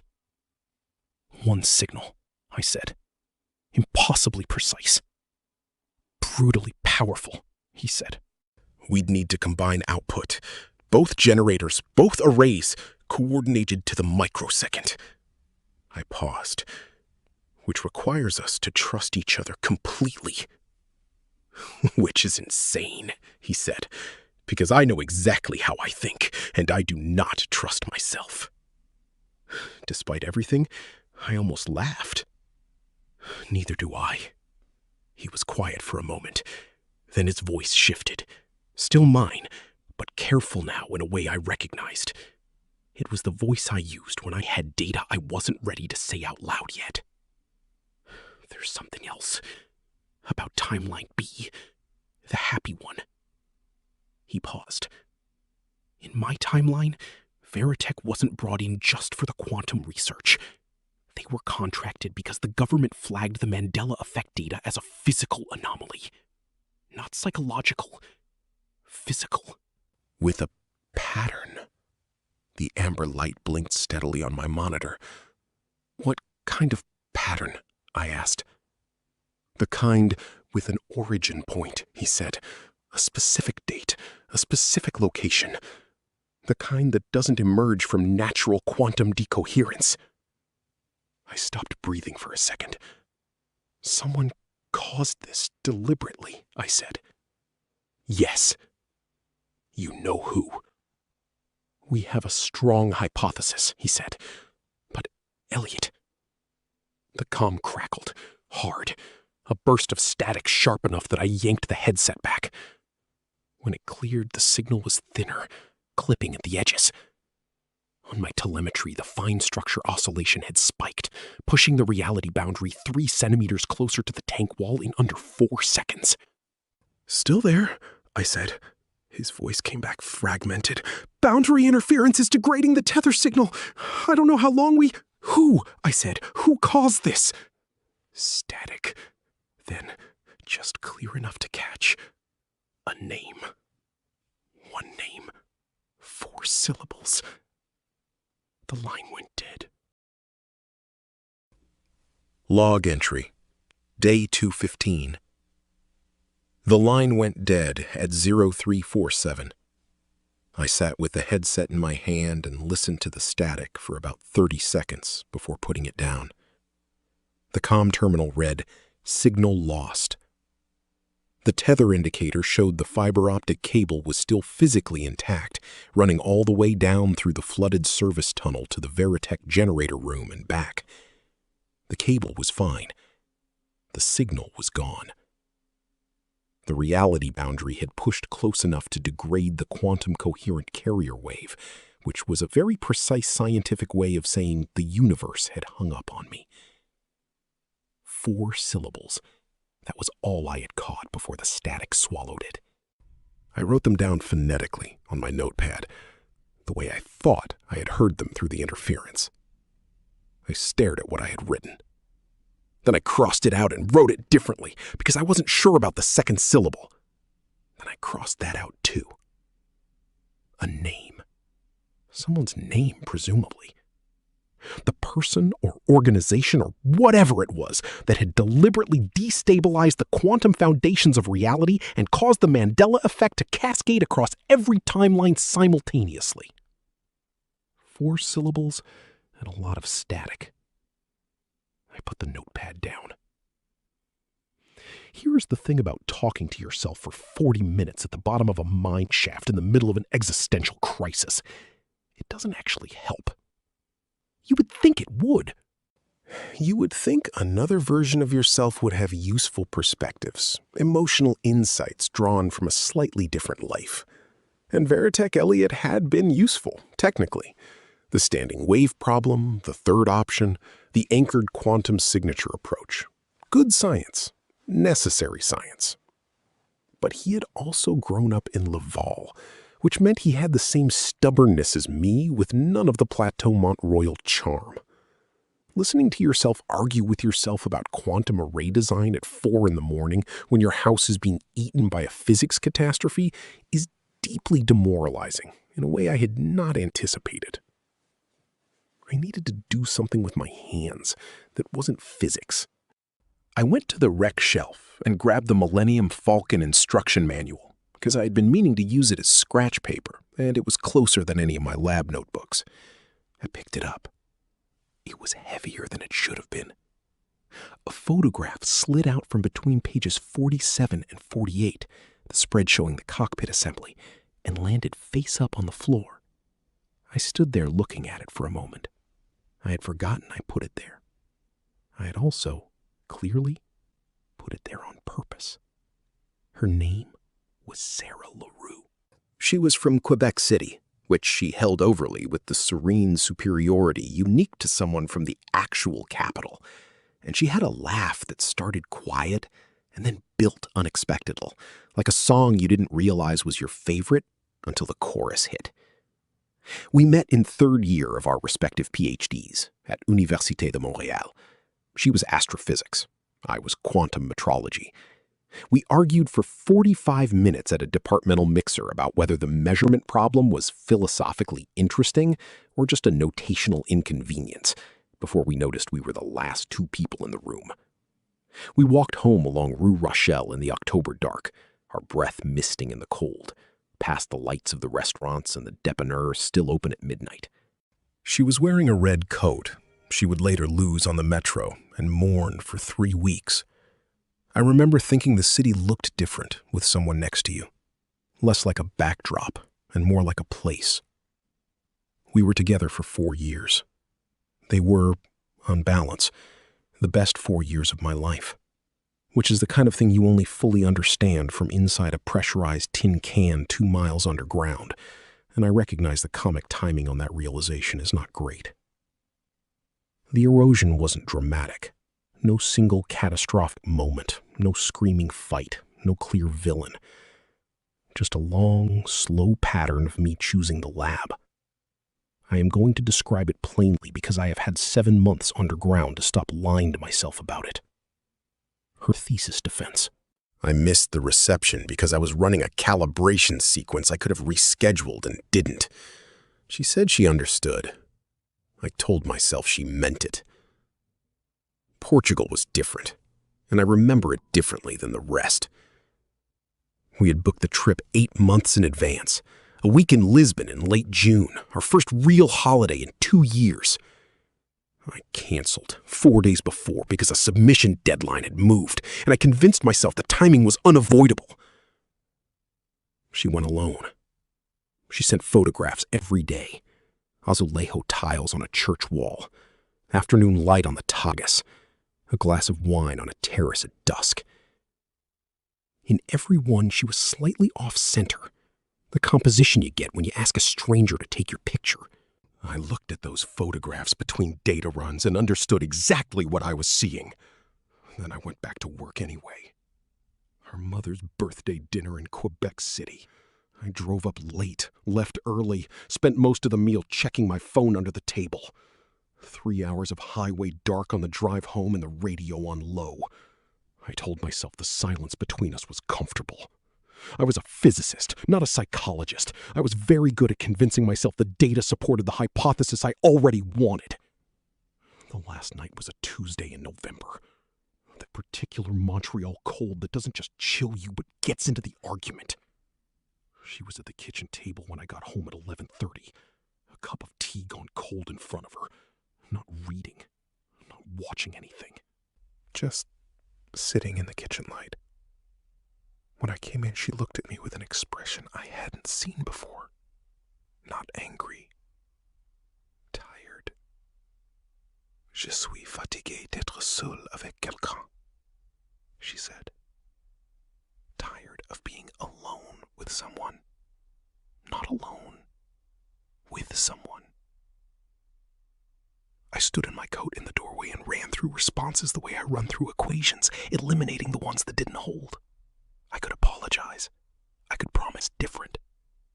I could explain that the paper was almost finished, that the next rotation would be shorter, that things would change. I said none of them. The honest answer, the one living under all the others, was that I didn't know if I could be different. And I respected her too much to say otherwise. She moved out that weekend. I helped carry boxes, which was somehow the worst part, the mundane logistics of it. Her coffee mug, her stellar formation textbooks, the small cactus on the windowsill she kept because she said it was the only living thing that could survive my apartment. My mother called when she heard. Her exact words, delivered in the tone she reserves for my most spectacular failures: "Te laisser partir quelqu'un de bien pour des particules, Elliot." And she hung up. She wasn't wrong. She never is, which I find deeply inconvenient. I stood in the lab with the photograph and looked at it for the first time in 7 months. Parc de la Vérendrye, the summer before everything came apart. Sarah laughing at something off camera, squinting against the light. Me looking at her instead of the lens. You could tell even in the photograph that I hadn't noticed anyone watching. I put it back between pages 47 and 48, closed the manual, put it back on the shelf. Then I went to the console to get back to saving my timeline, which remained the one thing I was unambiguously good at. The telemetry was running normally, fine structure constant oscillating between its 3 measured values, collapse boundary holding at 1.4 meters from the tank edge. Everything exactly as terrible as before. No better, and no worse. I picked up my cold coffee, and for less than a second, not long enough to log, barely long enough to register, the air changed. A warmth with no source. Dark roast espresso, and the faint, sweet smell of tortilla pastry just out of the oven. Then cold, recycled air and ozone, same as always. I stared at the empty lab. The quantum sensors hadn't spiked. I hadn't touched the boundary. There was no physical mechanism for a superposition flash without direct contact. Which meant either my brain was staging a protest, or Timeline B was done waiting for an invitation. I looked back at the notepad, at the 4 syllables I had written, crossed out, and rewritten twice in the dark. Somewhere out there, someone had done this on purpose, and I still didn't know their name. Log entry. Day 215. The decoherence array design was not a complicated idea. Like most ideas that seem simple at first, it was waiting patiently to show me exactly how complicated it actually was. The concept: take the DIDP's photomultiplier tube array, reverse the polarity on the cathode banks, and pulse quantum-entangled energy waves into the heavy water at 3 specific frequencies, each one tuned to the quantum signature of 1 incoming timeline. 3 timelines, 3 frequencies, 3 emission banks. Push all 3 back simultaneously. Clean on the whiteboard. Problem solved. I spent 2 hours on the power distribution calculations. The numbers kept not working. Not dramatically. In the quiet, irritating way, where everything looks correct until you reach the last line and there is a residual term sitting there that should reduce to 0 and doesn't.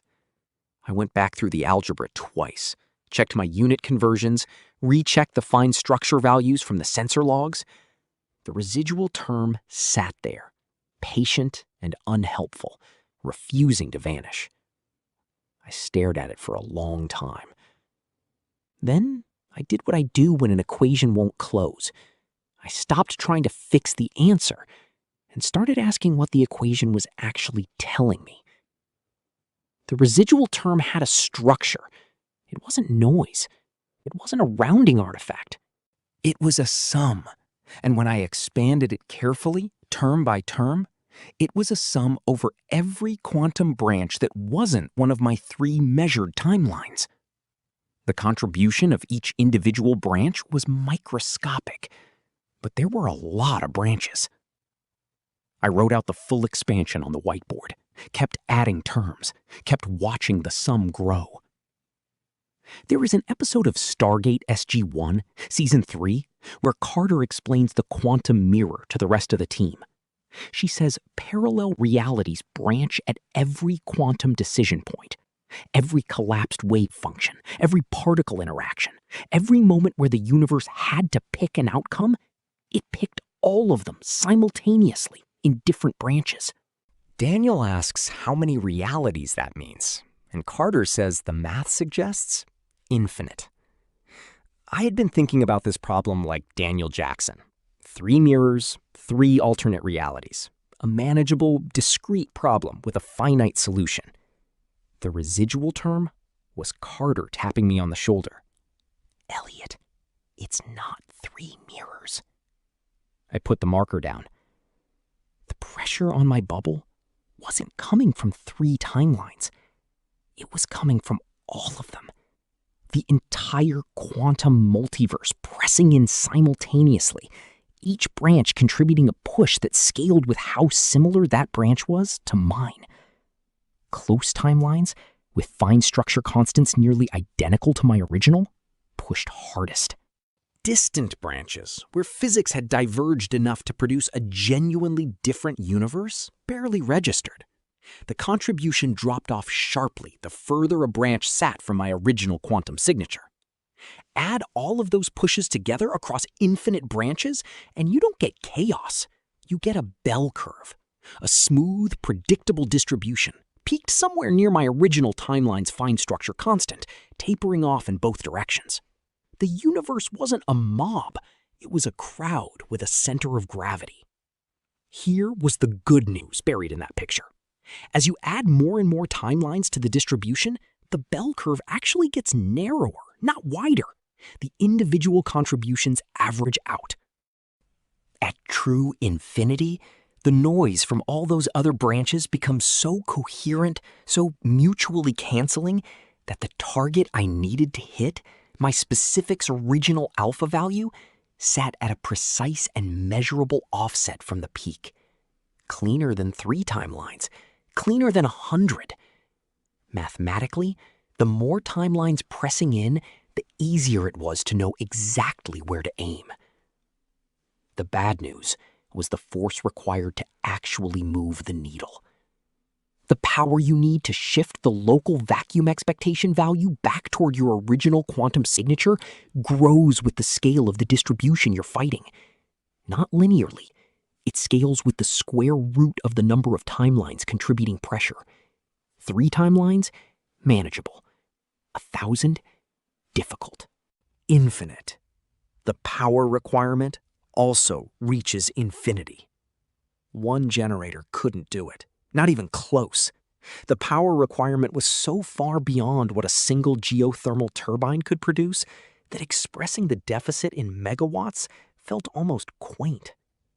I needed something fundamentally different. Not more power from one source, a different geometry entirely.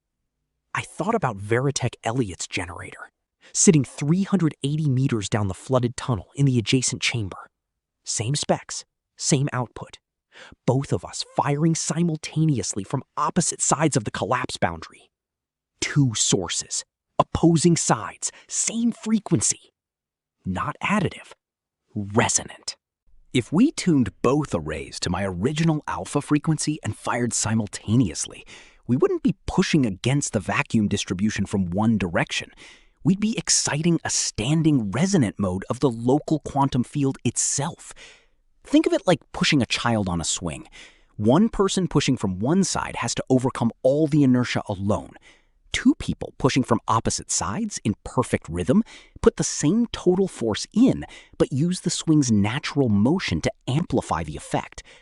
The power required to shift the vacuum expectation value drops dramatically when you're working with the field's resonant frequency rather than fighting it broadside. The timing tolerance was brutal. Microsecond precision across a 380-meter tether with degraded signal integrity between 2 men who were technically the same person and had already demonstrated they couldn't go 5 minutes without disagreeing about something. But it was physically possible, which was more than I could say about the previous plan. I wrote the new approach on the whiteboard in large letters and underlined it twice. Then, the acrylic wall made a sound. Not the deep groan from before. Something quieter. A dry tick, like a fingernail tapped against glass from the other side. I turned around. The epoxy repair was failing. The marine epoxy I had packed into the stop holes and spread across the fracture had been sitting in a thermal gradient for the better part of a day, expanding and contracting as the outer surface temperature fluctuated with the reality boundary's heat flux. It had started to delaminate. A thin line of white was reappearing along the original fracture, and at the lowest stop hole, a bead of heavy water the size of a shirt button was forming on the inner surface. I watched it for a second. Then I went to get the drill.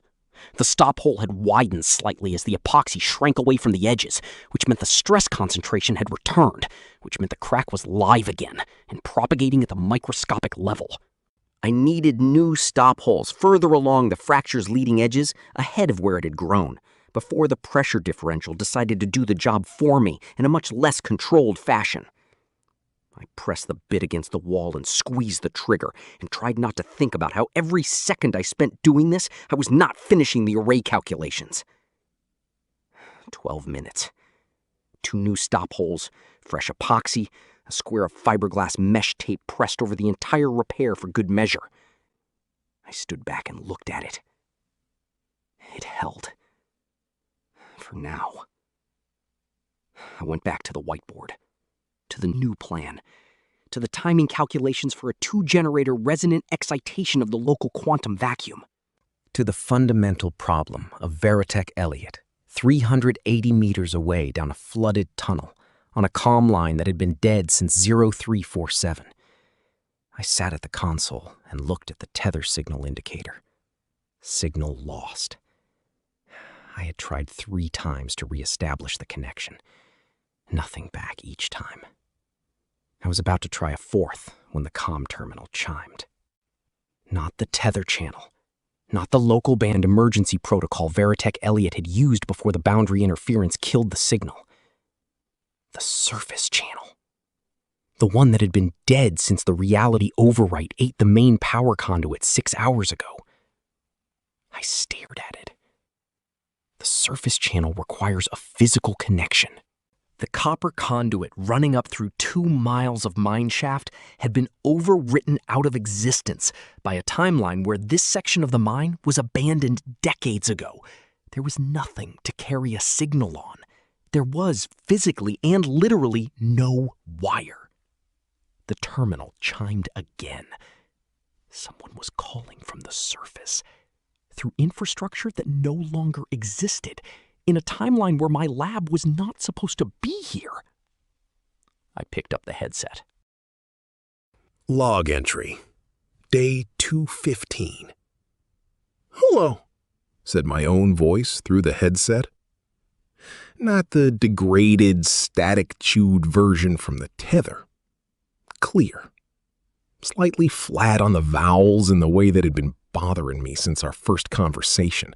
The particular flatness of someone who grew up pronouncing French words with a suburban Laval cadence, rather than the plateau's slightly affected cosmopolitan clip. "How are you on the surface channel?" I said. "The conduit was overwritten hours ago." "It was," he said. "I've been thinking about that." He had spent the 90 minutes since our tether signal died running calculations on the collapse boundary's electromagnetic properties. At the current stage of the timeline convergence, the boundary had thinned enough in certain frequency ranges that quantum coherent microwave signals could propagate through it directly. Not cleanly, not reliably, but enough. He had stripped the transceiver components out of 2 backup sensor units, built an improvised antenna array on the gantry railing in the generator room, and used the boundary itself as the carrier medium. From my comm terminal's perspective, a signal propagating through the quantum boundary from an adjacent timeline and a signal coming down the mine shaft from the surface were indistinguishable. Both were external. Both registered the same way. "You used the collapse boundary as our radio tower," I said. "Yes." A brief pause. "I'm very pleased with it." He said this with the particular satisfaction of someone who had solved an engineering problem under pressure and wanted that noted for the record. I recognized the tone because I had used it myself, usually right before something I had built stopped working. "How long do we have?" I asked. 8 minutes before the carrier frequency shifts out of the coherent range. We should be efficient. We compared whiteboards. It took about 4 minutes and confirmed what I had already suspected. He had arrived at the same resonant excitation solution I had, from the same end-to-infinity pressure model, through the same sequence of failed assumptions. Different handwriting, presumably. Same math underneath. 2 generators, I said. 2 arrays. Both sides. Microsecond synchronization. The timing is going to be brutal." "I know," I've been working on the synchronization protocol. He said this the way McKay talks on Stargate Atlantis, which is to say with absolute confidence, and the underlying implication that you should be grateful someone competent was handling it. It's going to require both of us to hold position and not deviate from the firing sequence under any circumstances. What happens if one of us deviates? We excite the wrong resonant mode of the quantum field, and the collapse boundary inverts. Meaning instead of anchoring your timeline, we compress it to a point, and it ceases to exist instantaneously. I thought about this for a second. No pressure, I said. Some pressure, he said. A soft chime from my secondary monitor. CO2 scrubber efficiency at 87%, down from 94 at last check. The biofilters were clogging. Not dangerous yet. A few hours before it became a real problem, on top of all the other problems. I noted it and looked back at the terminal. The name, I said. The one you started to tell me before the tether died. A beat. I can transmit it clearly now. Ready to write it down? I've been ready since the signal cut out 4 hours ago. He said the name. 4 syllables. I wrote him on my notepad. I had heard him correctly in the static, or close enough. The name sat on the paper, and I looked at it for a moment. I felt something shift in my chest that I didn't have a precise scientific term for. It was not the name of a government agency, not an organization, a person, specific and individual. And I recognized it, because anyone working in deep mind quantum physics in Canada would recognize it. I am not writing it in this log yet. I do not understand the full implications, and I am not committing accusations to the record until I do. You know who it is, Veritech Elliott said. Not a question. Everyone in this field knows who it is, I said. That's what makes it insane. Veritech has a 200-page dossier. When I get the carrier stable enough, I'll push the summary files through. It'll take time. Fine. I put the notepad face down on the desk. Tell me about your superposition flash. A longer pause. Why? Because mine happened roughly 18 hours ago, and it looked like a real estate advertisement for a life I don't have. I want to compare notes. He was quiet for a moment, deciding something. Same kitchen, he said finally. Same apartment, I think. Same light through the window. He stopped. She was sitting at the table, not doing anything. Just sitting. I waited. She had the same expression she had the night she left me. I sat with that. Your Sarah left you too, I said. 8 months before my rotation started. Different reasons. Same result. Another pause. But in the flash, she was still there. In the apartment. With the ring. She looked the way she looked on the last night. Before the last conversation. Like someone waiting for something to be over. The CO2 monitor chimed again. 84%. So timeline B isn't what I thought it was? I said. I don't know what timeline B is. That's exactly the point. He shifted, and I heard what sounded like a gantry railing creaking under his weight. 380 meters down a flooded tunnel in an adjacent universe. What you saw in your flash and what I saw in mine should have been the same thing. We're the same person. Same quantum signature, same entanglement profile. We should be observing the same timeline state. But we saw different things. You let that sit. Which means our flashes aren't showing us the actual state of timeline B, I said slowly. They're showing us something filtered through our own consciousness. Our own probability amplitudes, he said. What your brain constructs as the most likely version of that timeline, given your specific fears and desires. Not a window into another reality. A mirror held up to this one. The kitchen in Montreal. Tourtière with cloves. Sarah looking uncomplicated and happy, and precisely like someone my subconscious had assembled from the pieces I missed most. My mother's voice in my head, unbidden. Le monde a besoin d'un témoin, Elliot. The world needs a witness. I had been so certain I was witnessing another timeline. I need to think about that, I said. I know, he said. There's one more thing. About timeline B. About Sarah, specifically. In the actual.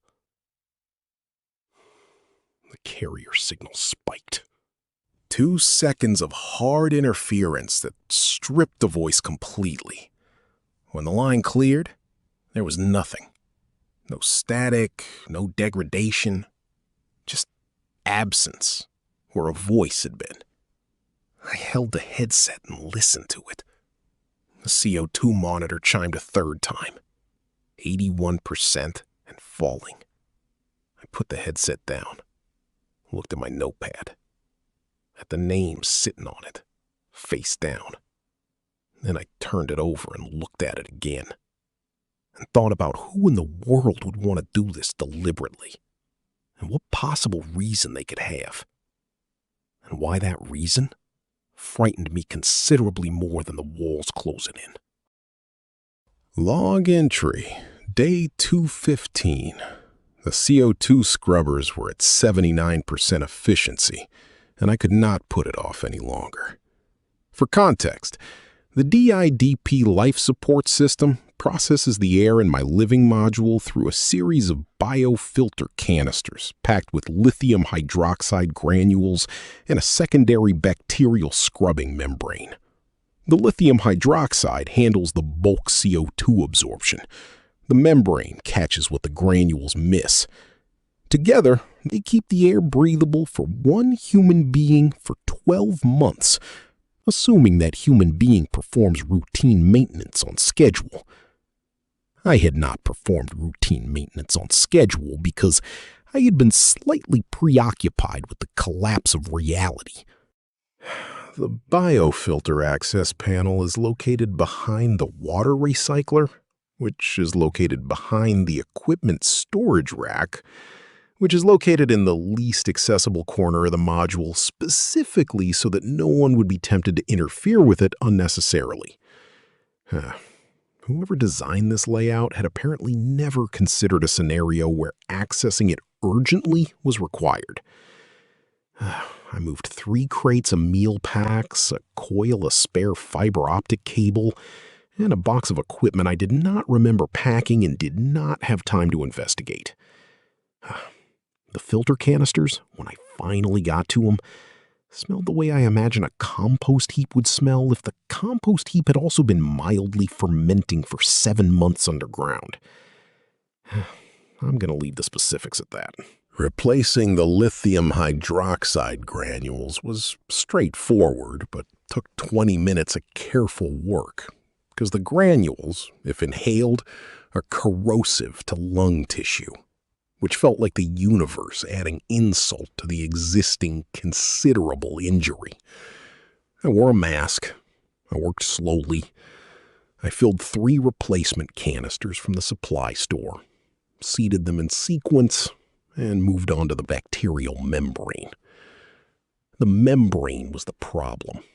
It had degraded faster than the spec sheet suggested it would, which, as a physicist, I found professionally offensive.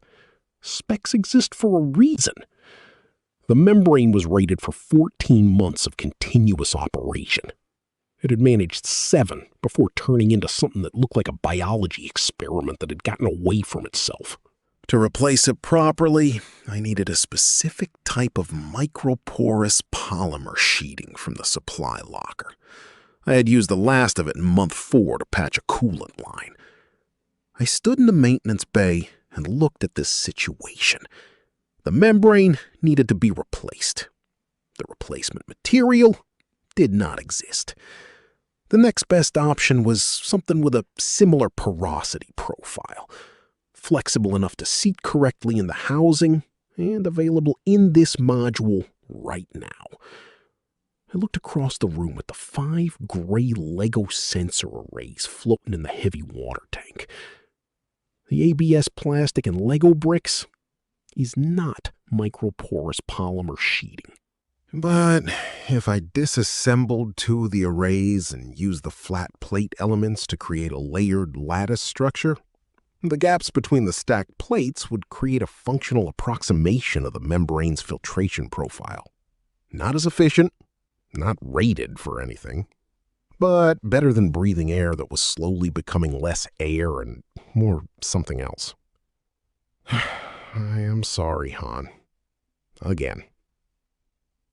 I pulled 2 of the 5 arrays out of the service hatch, disassembled them at the workbench, and spent 40 minutes building a layered filter lattice out of components that had been, 3 months ago, part of the port engine nacelle of the most beautiful thing I had ever built. It worked. The scrubber efficiency climbed back to 91% within 20 minutes of reinstallation, which was not perfect, but it was firmly in the survivable range. The cost was that I now had 3 boundary sensors instead of 5. My telemetry resolution had just dropped by 40%. I made a note of this. I made several notes. I have been making a lot of notes. And while I was doing all of this, I was also thinking about the name on the notepad. I had pulled the academic archive from my hard drive an hour earlier, the offline repository of physics journals and conference proceedings I had downloaded before the rotation started. I ran a search on the name and read what came back while the lithium hydroxide granules were curing in their canisters. I am not going to write the name in this log yet. I want to understand more before I do. But I can say this much. Whoever this person is, they are not a fringe figure. They are not a conspiracy theorist or a rogue actor operating outside the bounds of the field. They are a published, peer-reviewed, deeply credentialed physicist who has been working in quantum decoherence research for longer than I have been alive. They had cited 2 of my papers in their bibliography. I had cited 3 of theirs. We had been in conversation through our work for years without ever speaking directly. They had laid the theoretical groundwork for measuring quantum coherence in shielded environments. I had built on that groundwork to design the DIDP's primary sensor array. The lab I am sitting in right now, the lab that is the only reason I am still here to think about any of this, exists in part because of their research. I sat with that for a while. There's a moment in Scrubs, early in the series, where Turk tells JD that the hardest diagnosis is the one where the patient is lying to themselves about their own symptoms. He doesn't mean it as a metaphor, but JD takes it as one and spends the rest of the episode realizing he's been misreading his own situation the whole time, seeing what he expected to see rather than what was actually there. I had been thinking about Veritek Elliott's phrase since the signal died. A mirror, not a window. A superposition flash showing me what my brain constructs from desire and fear, rather than what Timeline B actually looks like. And the problem was that I could not stop the phrase from spreading. If my superposition flash was a mirror, then what else had I been holding up as a window? I told myself a story about the breakup with Sarah. The story went, I was the workaholic, she was the one who got tired. The ending was inevitable, and neither of us was really the villain. Clean, symmetrical, comfortable enough to live inside for 7 months without it getting worse. But the mirror not window logic applied to memory the same way it applied to quantum flashes. Memory is reconstructive. It shows you what you need to see, weighted by what you're afraid to see. My mother had a word for people who refused to be witnessed clearly.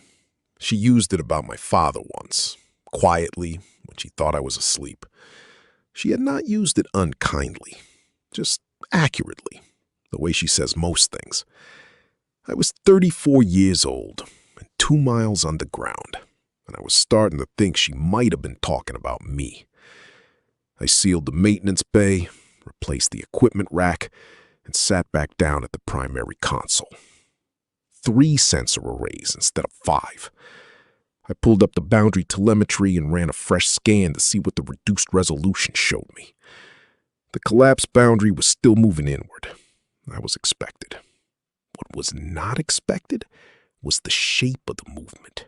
5 sensors had given me a roughly spherical collapse pattern, uniform pressure from all directions.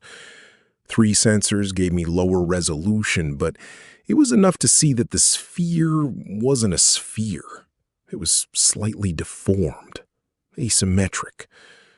One section of the boundary was pushing inward faster than the rest, the way a bruise spreads from a point of impact rather than evenly across skin. I adjusted the sensor positions to get the best triangulation I could with what I had left.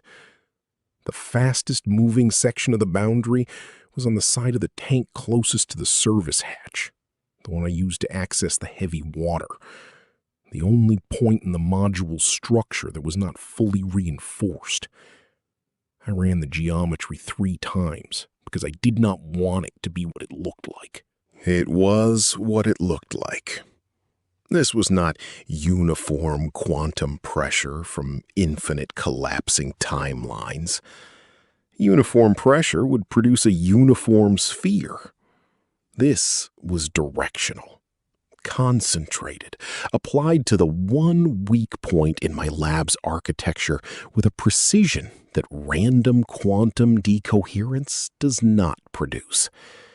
Someone knew exactly where to push. Log entry, day 215, 12. Her name is Dr. Elise Moreau. She is 53 years old, a full professor of quantum decoherence physics at the Université de Sherbrooke, and the winner of the Gerhard Hertzberg Canada Gold Medal for Science and Engineering, which is the highest honor the Canadian scientific community gives one of its own. I cited her boundary coherence paper 14 times in my doctoral thesis. She cited my proton decay calibration work in 3 of hers. I have been reading her research for the better part of a decade without ever meeting her in person, because the quantum physics world in Quebec is collegial, but not small enough that everyone knows everyone, just small enough that everyone knows of everyone. 6 years ago, her daughter was killed by a driver who ran a red light on Rue King West in Sherbrooke on a Thursday afternoon in November. In an adjacent timeline, the light was green. I found the rest of it in the Veritech dossier summary, which Veritech Elliott had pushed through the boundary carrier in a series of compressed data packets during the last 3 minutes of our connection before the signal died. The summary was dry and factual in the way government documents are dry and factual, which is to say, it contained devastating information in the same tone you'd use to describe a parking violation. Dr. Moreau had spent 2 years after her daughter's death working on conventional grief. Therapy, colleagues, time. Then she had spent the following 2 years building a theoretical framework for directed quantum timeline convergence, which is the precise scientific term for what the rest of us would call collapsing the multiverse on purpose to pull a specific alternate reality into existence. And then she had spent the final 2 years actually building it. The Mandela effect was the side effect. The bleed-through of infinite adjacent timelines pressing against each other as the boundaries thinned. The Berenstein Bears, Forrest Gump's grammar, the Monopoly Man's monocle. All the small wrongnesses people had been cataloging on the internet for years. Not a psychological phenomenon. Not mass confabulation. The ambient noise of a physicist from Sherbrooke dismantling the walls between realities to get her daughter back. I sat at the console for a long time after reading this. There is an episode of Star Trek: The Next Generation called The Inner Light. Picard gets hit by a probe and leaves an entire alternate life inside it. 40 years as a man named Catan on a dying planet. A wife and children and grandchildren and a whole world that isn't his. Then the probe shuts off and he's back on the bridge of the Enterprise. And it's been 25 minutes. He has to walk around for the rest of the series carrying 40 years of a life that didn't happen. And also his actual life, both of them equally real, neither one canceling the other out. I used to think the most unrealistic part of that episode was the probe. Turns out it was Picard functioning normally afterward. I understood Dr. Moreau completely. That was the problem. I understood her in the specific, cellular way you understand someone whose situation is the photographic negative of your own. She had collapsed timelines for love. I was trying to preserve mine to stay alone in it. Both of us were using particle physics to avoid accepting something we couldn't fix. My mother would have a word for that too. Several, probably. The boundary telemetry pulled me back. The targeted push at the service hatch had accelerated overnight.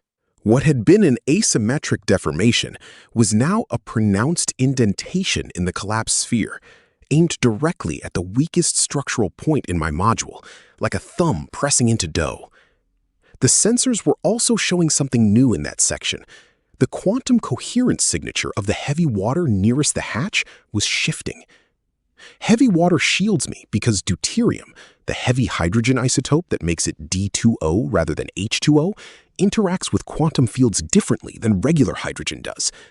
The nuclear spin properties of deuterium are what make the shielding work. If the boundary decoherence was affecting the heavy water directly, converting its quantum state toward whatever the new timeline's water chemistry looked like, the shielding wasn't just being worn away from outside. It was being dissolved from within. I needed to counter it. The decoherence array I had been building was designed for one specific purpose. The full resonant excitation firing, both generators, both sides, microsecond synchronization with Veritech Elliott. Using any part of it prematurely, redirecting power to stabilize the heavy water coherence in one localized section, would compromise the synchronization timing for the full plan. It was using a surgical tool to do a rough job. The tool would survive. Technically. But it wouldn't be quite as sharp afterward. I did it anyway, because the alternative was watching the hatch fail in approximately 4 hours. I rerouted 30% of the array's output into a localized coherence pulse aimed at the hatch side section of the tank. The quantum coherence readings in that section stabilized within 8 minutes. Not perfectly. Not permanently. But enough. The full resonant excitation plan had just gotten approximately 30% harder to execute with the precision it required. I wrote this down. I have been writing a lot of things down. I tried to reach Veritech Elliott at 1340 using the boundary carrier method he had developed. I modulated the signal the way he had shown me and aimed it at the generator room's frequency band. No response. I tried again at 1355 and at 1410. Silence. I pulled up the sensor readings for the space adjacent to the porthole, the Veritech version of sublevel 6 that I had been able to see through the glass when the gantry lights were on. The quantum signature of that space had changed since my last reading. The collapse boundary between our two spaces had stabilized. Not collapsed. Stabilized. Settled into a fixed configuration rather than continuing to move. I stared at this for a long time and tried to determine what it meant. There were two possibilities, and the sensor data could not distinguish between them. The first was that Veritek Elliott had successfully stabilized his own bubble independently, anchoring his local timeline and creating a fixed boundary between his space and the general collapse. The second was that his timeline had fully merged with the new reality, and he had been overwritten, and the boundary had stabilized because there was no longer anything on the other side pushing back. One of those possibilities meant I had an ally I couldn't reach. The other meant I was completely alone. The sensor data looked the same either way. I sat in the ventilation hum, and the ozone smell, and the particular quality of recycled air that you stop noticing after the first month and start noticing again when you're frightened. And I looked at the stabilized boundary reading on my monitor, and I thought about Picard walking around the Enterprise carrying 40 years of a life he hadn't lived. At least he had people to walk among. Log entry. Day 216. Day 216. I slept for 4 hours and woke up knowing something I had been trying not to know. The name on the notepad is Dr. Elise Moreau. I have written about her work, what she built, what she lost, why she did it. What I have not written is the part where I am in this. 18 months ago, I received an email. The sender was Dr. Moreau, whom I knew the way you know people whose work you respect without ever having met them in person. She was polite and direct in the way that senior Sherbrooke faculty often are, which is to say more direct than Montreal and slightly more formal than Toronto. She said she had a paper near completion and wanted a technical review from someone with specific expertise in quantum shielding behavior in deep mine environments. She said she had read my DIDP preliminary reports and believed my perspective would be valuable. She said she would understand if I was too busy.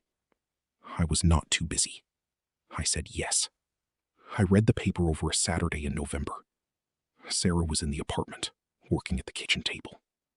I was in the spare room we used as a study, and at some point she knocked on the door and asked if I wanted tea, and I said yes without looking up, and she brought it, and I did not drink it, because I was reading.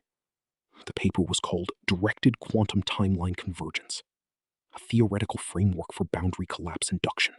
It described with complete mathematical rigor a mechanism for deliberately collapsing the quantum boundary between adjacent parallel timelines. It was framed as a thought experiment. The mathematics was impeccable. The predicted observational signatures were specific and falsifiable. I read it twice. I sat with it for a long time. Then I wrote Dr. Moreau a 3-page technical review. I noted 2 places where her boundary energy calculations could be tightened. I suggested a cleaner derivation for her resonance condition. I said the paper was elegant, and the mathematics among the most careful I had seen in decoherence theory. I did not write what I had actually been thinking for the previous 6 hours, which was, this is not a thought experiment. Someone built this, or is going to. I told myself I wasn't certain. I told myself theoretical frameworks get published all the time without anyone building them. I told myself it wasn't my field, and I wasn't qualified to make that judgment. I told myself a lot of things, all of which were technically true, and none of which were the actual reason I said nothing. The actual reason was that saying something would have required me to act, to call someone, write someone, make a problem I could see on the horizon into a problem that was officially mine, right now. And I was in the middle of a very important paper, and Sarah and I were in one of those quiet stretches that feel stable but aren't, and I had a rotation starting in 4 months. It It was easier to file it under probably fine and move on. There is an episode of Scrubs where Dr. Cox tells a group of residents that the most dangerous person in a hospital is not the one who makes mistakes. Everyone makes mistakes. The most dangerous person is the one who sees something wrong and decides it is not their problem. JD takes it as a metaphor. Cox clarifies that he means it literally. I found this very funny approximately 30 times. It is less funny now. I have been the most isolated, most shielded, most unreachable person on the planet for 7 months. I told myself this was about the work, about proton decay measurements requiring the quietest place in the solar system, about career advancement and scientific contribution, and the particular satisfaction of precision that nothing else in my life was offering at the time. I came here because down here, 2 miles underground, surrounded by rock and heavy water and absolute silence, nothing can be my problem. No one can knock on the door of the spare room and ask if I want tea. No decisions arrive. No consequences land. I came here to be unreachable. The universe found me anyway. The service hatch coherence pulse was degrading. I read the readings and confirmed what I already knew. The localized field I had applied 9 hours ago had held for about 9 hours before Dr. Moreau's machinery started eating through it again. The boundary push at the hatch was back to 60% of its previous rate, still faster than the uniform collapse everywhere else. I needed to reapply the pulse. Another application would cost me another 15% of the resonant excitation array's precision. I was already at 70% after the last one.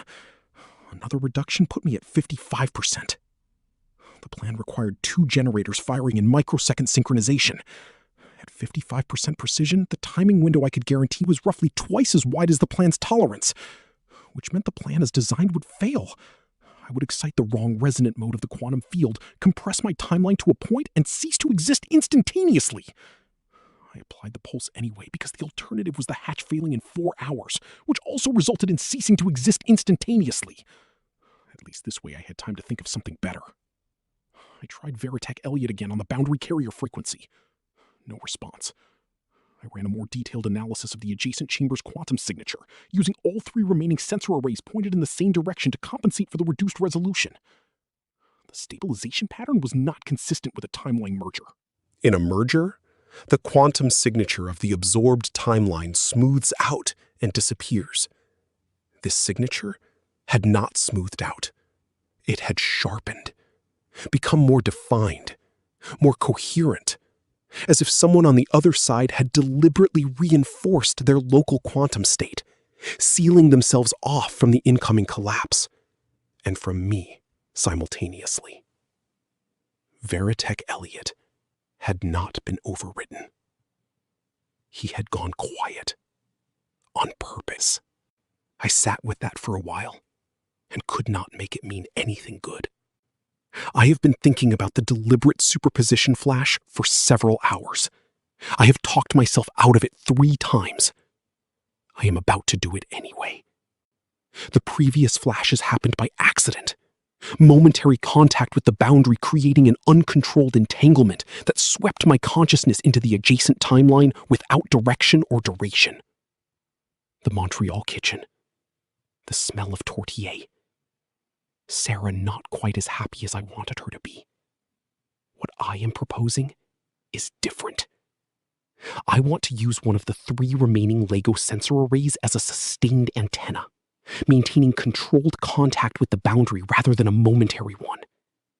If I modulate the contact frequency correctly, I should be able to navigate the entanglement with some degree of intention, the way you can swim in a current rather than simply be carried by it. The risks are not small. Sustained contact means sustained energy exchange with the boundary. The last accidental flash cost 11 centimeters of heavy water shielding. A sustained, deliberate one could cost considerably more. I am not looking for the Montreal kitchen this time. Dr. Moreau's machinery is running somewhere on the surface. It is pushing specifically at my service hatch with a precision that suggests active targeting rather than passive pressure. which means someone is monitoring it, making adjustments, present. I want to find her in the superposition, not to plead, not to negotiate. I am not sure I have any standing to negotiate with a woman whose daughter's life is on the other side of the wall I am trying to rebuild. But I have read her paper. I know her mathematics better than almost anyone alive because she asked me to, and I did. And then I said nothing when I should have said something. But tea went cold on the desk while I filed it under probably fine. If anyone can find her in the quantum noise, it should be me.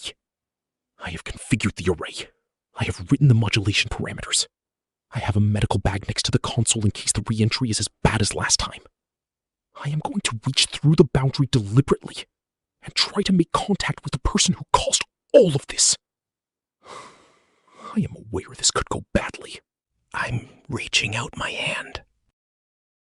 Log entry, day 216, 2. The first thing I noticed was the sound of the road, not the lab ventilation, not the hum of the geothermal turbine running far below me through a flooded tunnel. The specific, continuous white noise of asphalt under tires at highway speed, which is a sound I had not heard in 7 months, and which hit me with the particular force of something you did not know you missed until it came back. I was in a car. Auto Route 10, heading east.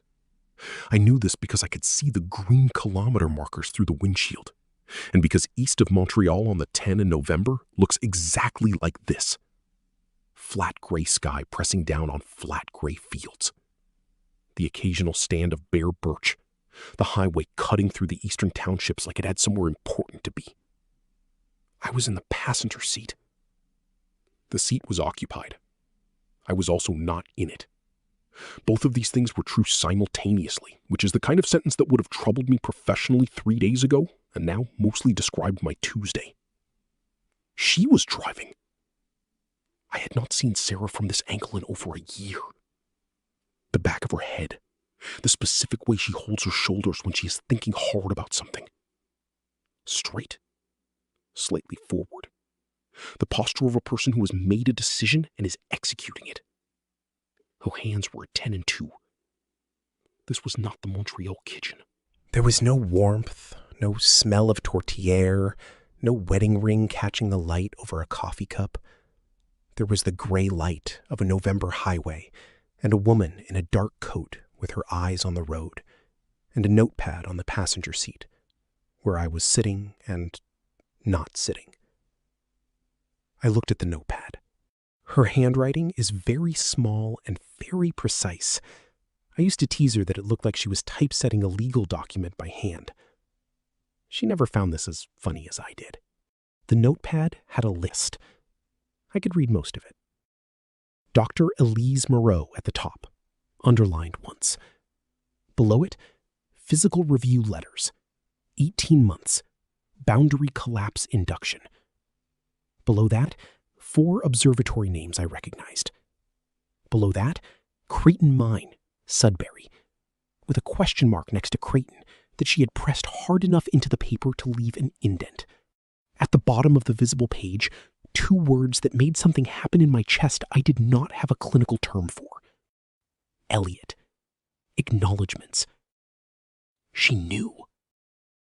Not everything. Not that I was 2 miles below the Canadian Shield fighting a losing battle against the quantum multiverse with a 55% functional decoherence array and 3 Lego sensor blocks. Not that the fine structure constant in my lab read differently than the one her instruments had detected. Not that I was sitting in her passenger seat right now in a state of quantum superposition that was burning through my remaining shielding at a rate I was going to regret. But she knew about the paper. She knew about Moreau. She was driving towards Sherbrooke because she had followed the same chain of evidence I was following from underground, and she had gotten further faster. She had gotten to Moreau before I had. I had spent 4 months underground telling myself the only thing standing between the universe and collapse was me, my lab, my math, my plan. I had been so busy calculating the physics of the problem that I had not seriously considered the possibility that someone on the surface might be working the same problem from the other direction, in a car, with a notepad, and a 2-hour drive, and the specific relentlessness of a person who becomes unreasonable about things when something is wrong. I should have known. I knew her for 4 years. The road hummed. She changed lanes smoothly, checked the mirror, returned her eyes to the road. The radio was off. Just the road and the gray fields and whatever she was thinking.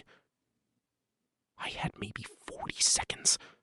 Sustained contact was expensive in a way accidental contact had never been, because my consciousness had to maintain coherence against the boundary pressure for the entire duration, rather than being swept through in an instant. The shielding was going. I could feel it. The way you feel a battery dying in cold weather. A gradual dimming at the edges of everything. I looked at her for the time I had. She was not happy. She was not the woman my brain had assembled in the Montreal kitchen, uncomplicated and warm, and looking at me like she had nowhere else to be. She was tired, in the specific way of someone who has been managing something for a long time without adequate support. She was also completely focused in the specific way of someone who has decided the thing she is managing right now is more important than the tiredness. Both of those things were true simultaneously. She contained them both without apparent contradiction. The kitchen had been the mirror. This was closer to the window. Not pure, not unfiltered. I was still seeing her through my own consciousness, which had its own opinions.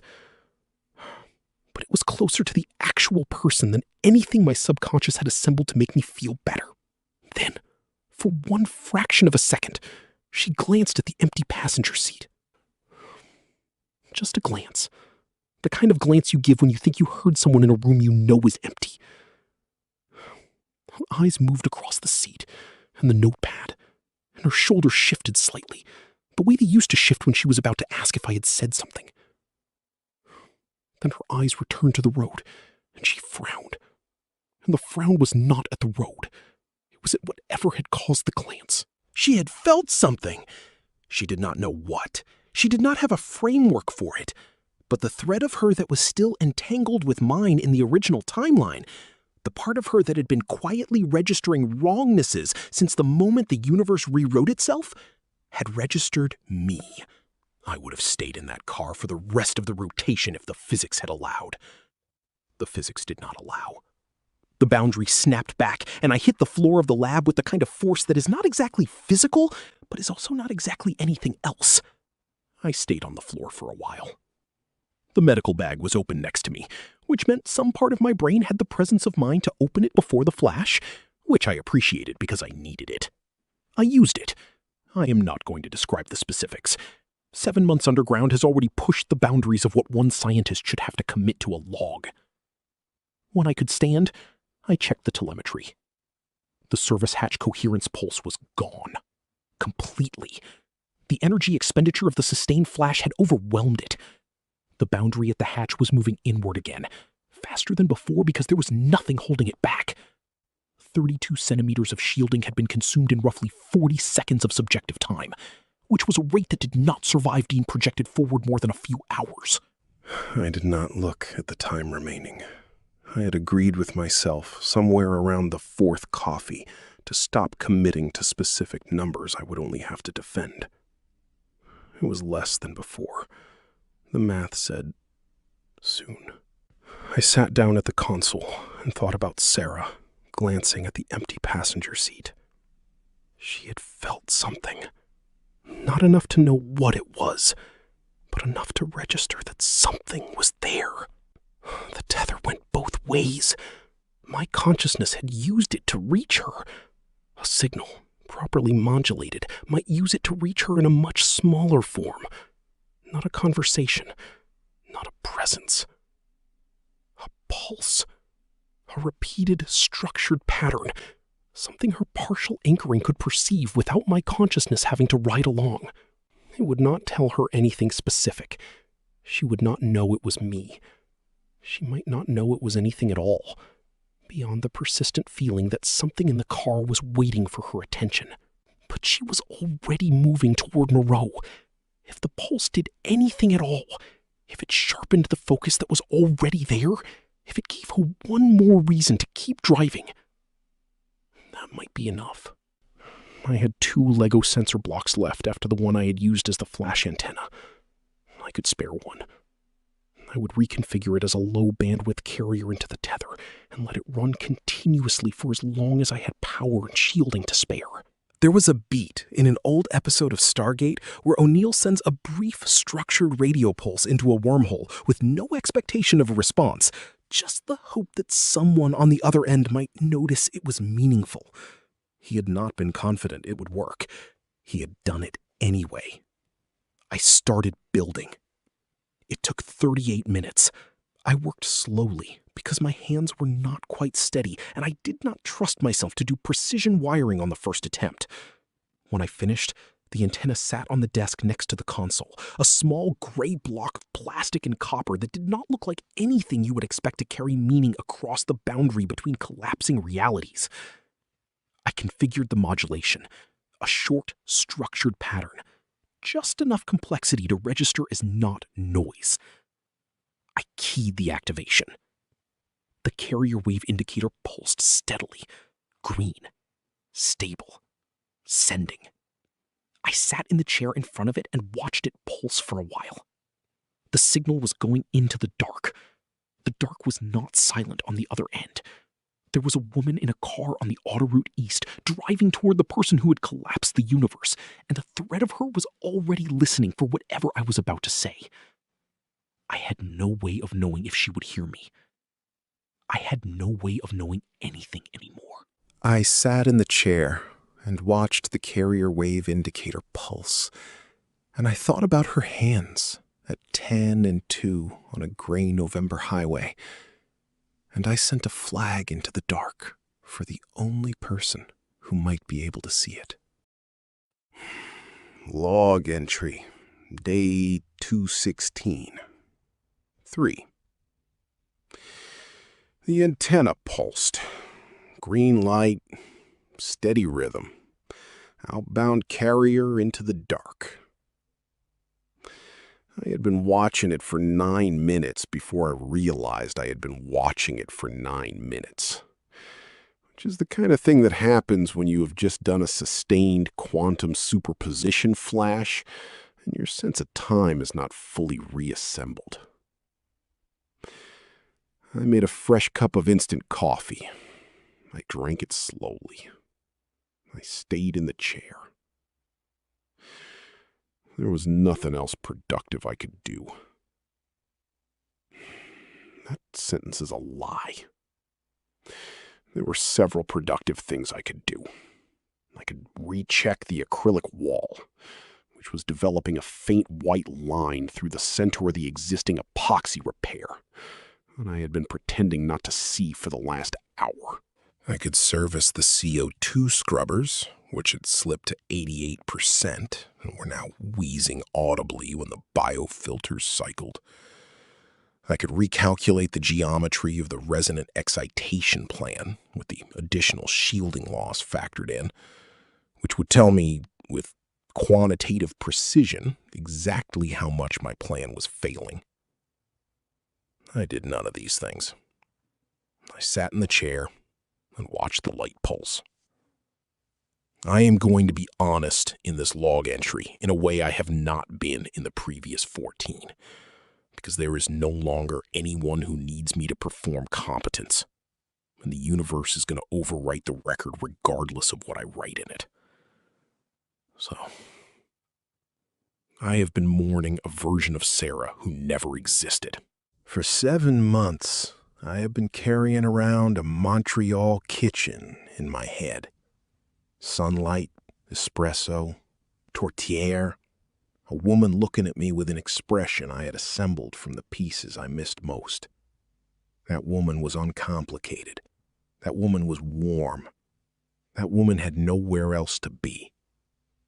That woman was a comfortable lie my brain told me so I could sleep at the bottom of a nickel mine without becoming unmanageable. The Sarah I saw in the car was harder, tired in a specific, sustained way, focused with the kind of attention that does not turn itself off. She was carrying something difficult by herself and had been for a long time, and she was still pointing the car east on the autoroute, toward the woman who collapsed the universe. Because that is who she is. The fantasy version had never required anything of me. The real version had been operating without me for the entire time I had been mourning the fantasy. I do not know how to write what that feels like, so I will not try. But the green light pulsed, and I sat in the chair, and I let it. Eventually, I noticed that the antenna was doing something I had not designed it to do. The signal it was sending was carrier only, low bandwidth, a structured pulse pattern with no payload, outbound only. That was the entire point. A flag in the dark for someone whose partial anchoring might let her perceive a flag in the dark. But the telemetry from the antenna itself was showing return readings, not a signal. Nothing structured enough to be a signal. A faint, fluctuating analog measurement of the quantum impedance on the other end of the tether. I looked at this for a while before I understood what it was. The tether went both ways. My consciousness had used it to reach Sarah. The carrier was using it to send.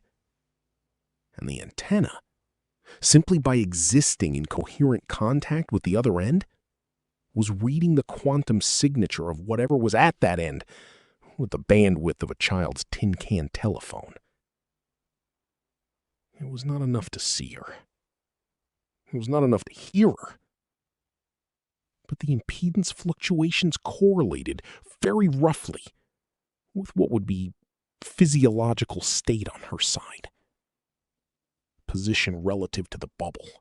Approximate stress level inferred from the entanglement.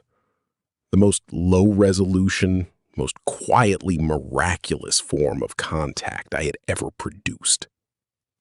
I had built myself an emotional radar tuned specifically to Sarah LaRue. It told me she was still moving. It told me her stress was elevated but stable, not spiking. It told me she was approximately where she had been about 30 minutes ago, driving east toward Sherbrooke. I sat with this and felt several things at once that I am not going to try to enumerate. I tried Veritech, Elliot. This was not optimism. This was process of elimination.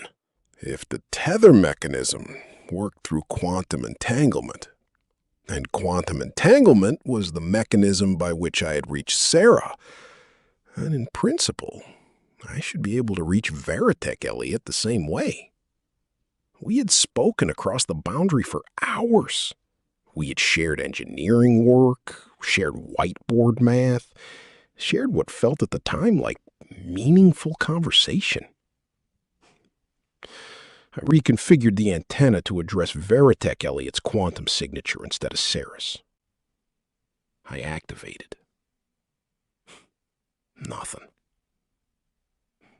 No telemetry, no impedance reading, no indication that anything on the other end was reachable. The signal went out and dissipated against the boundary and did not return. I sat with this too. It turns out that what creates a quantum tether is not conversation, is not understanding, is not even mutual respect, although in our case, mutual respect was extremely on brand, and I would have liked it to count for something. It is sustained, intimate, embodied contact between two quantum systems over significant time, 4 years of breathing the same air with Sarah produced one. 3 hours of calm-line debate with Veritech Elliott did not. He was on the other side of the boundary. I could not reach him. I had never been able to reach him in the way I had now reached Sarah. And the calm line between us had been the only mechanism that worked. And that mechanism was dead. There was an episode of Star Trek, The Next Generation, where Picard sits on the bridge while the away team handles something he cannot help with. And the most difficult thing he has to do is not act. He fidgets. He paces. He drinks tea. He resists the urge to give orders that would only get in the way. He waits. The waiting is the hard part. The waiting is the part of the job they do not teach you at the academy.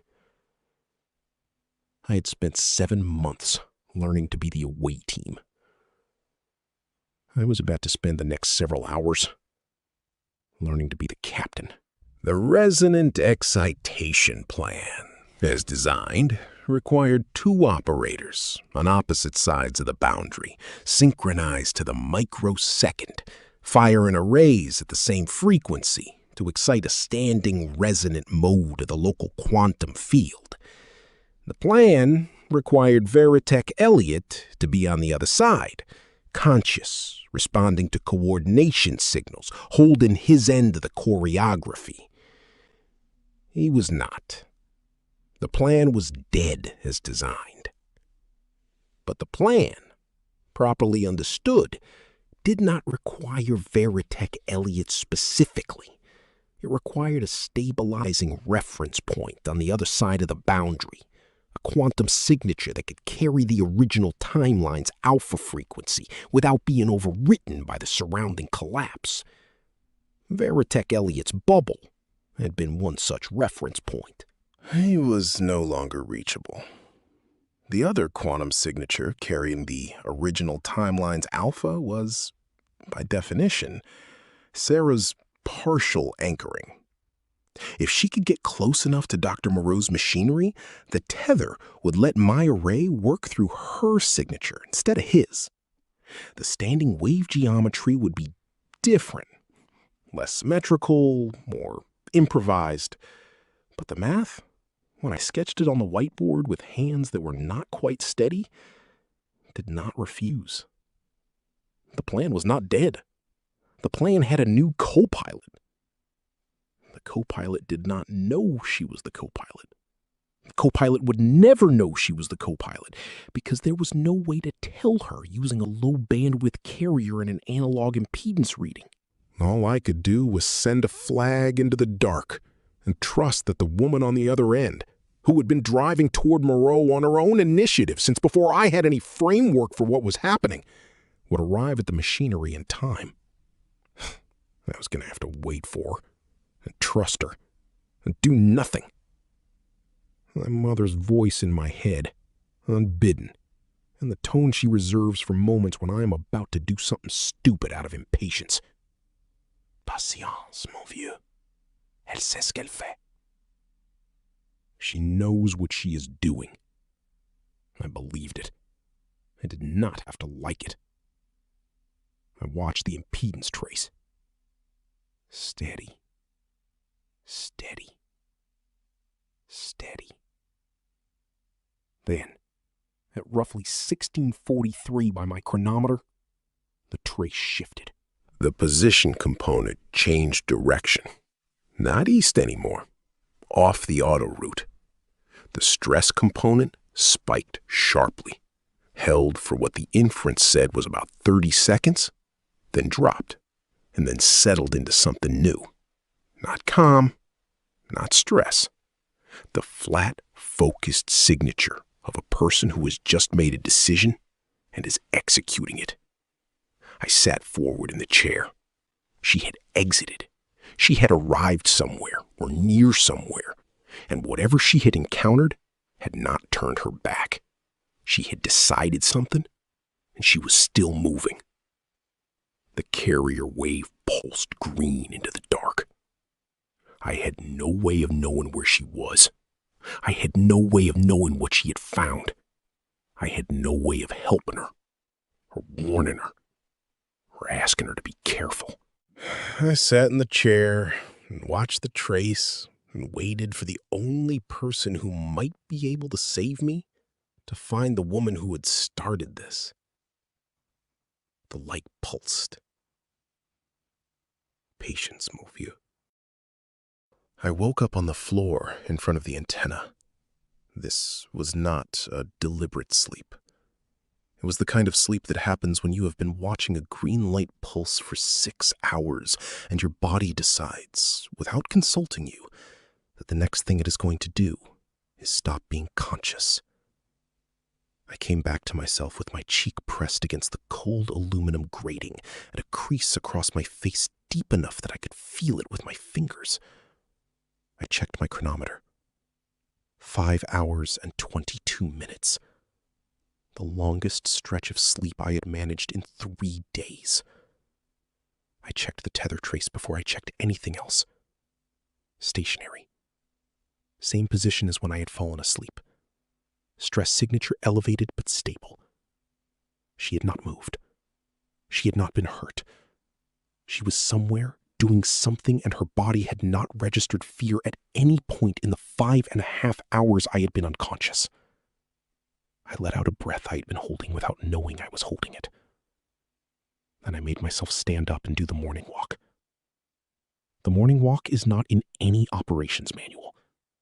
It is a procedure I developed during the first month of the rotation, when the silence of the lab had begun doing something to my hands that I did not like. The procedure is simple. I walk the perimeter of the pressurized quarters. I check each major system. I touch each piece of equipment as I check it, because touching something with my hand confirms it is real in a way that reading its telemetry on a monitor does not. The morning walk is roughly equal parts engineering and witchcraft. I have never recorded it in the official log before today, but the universe is going to overwrite the log regardless of what I put in it, so there. CO2 scrubbers, 86%. Slipped 1 point overnight. The biofilters were wheezing audibly when I touched the housing. Heavy water tank. Lego sensor reading from the 2 sensors still deployed. The boundary was 0.4 meters from the outer tank wall. Down from 1.4 meters at the start of all this. The wall would breach in roughly 12 hours at current rate. Less if the rate kept accelerating, which it would. Service hatch sensor display. The coherence pulse I had applied in Chapter 13 was completely gone. The hatch itself was showing physical structural degradation on the imaging. The boundary at the hatch was actively eating through faster than at any other point on the bubble's surface. Whose machinery was still pushing there specifically. She had not stopped. She had not slowed. Precision, 55%. Unchanged. The only number on my screen that had not gotten worse. I stopped the acrylic wall. The white line from yesterday had become a fracture.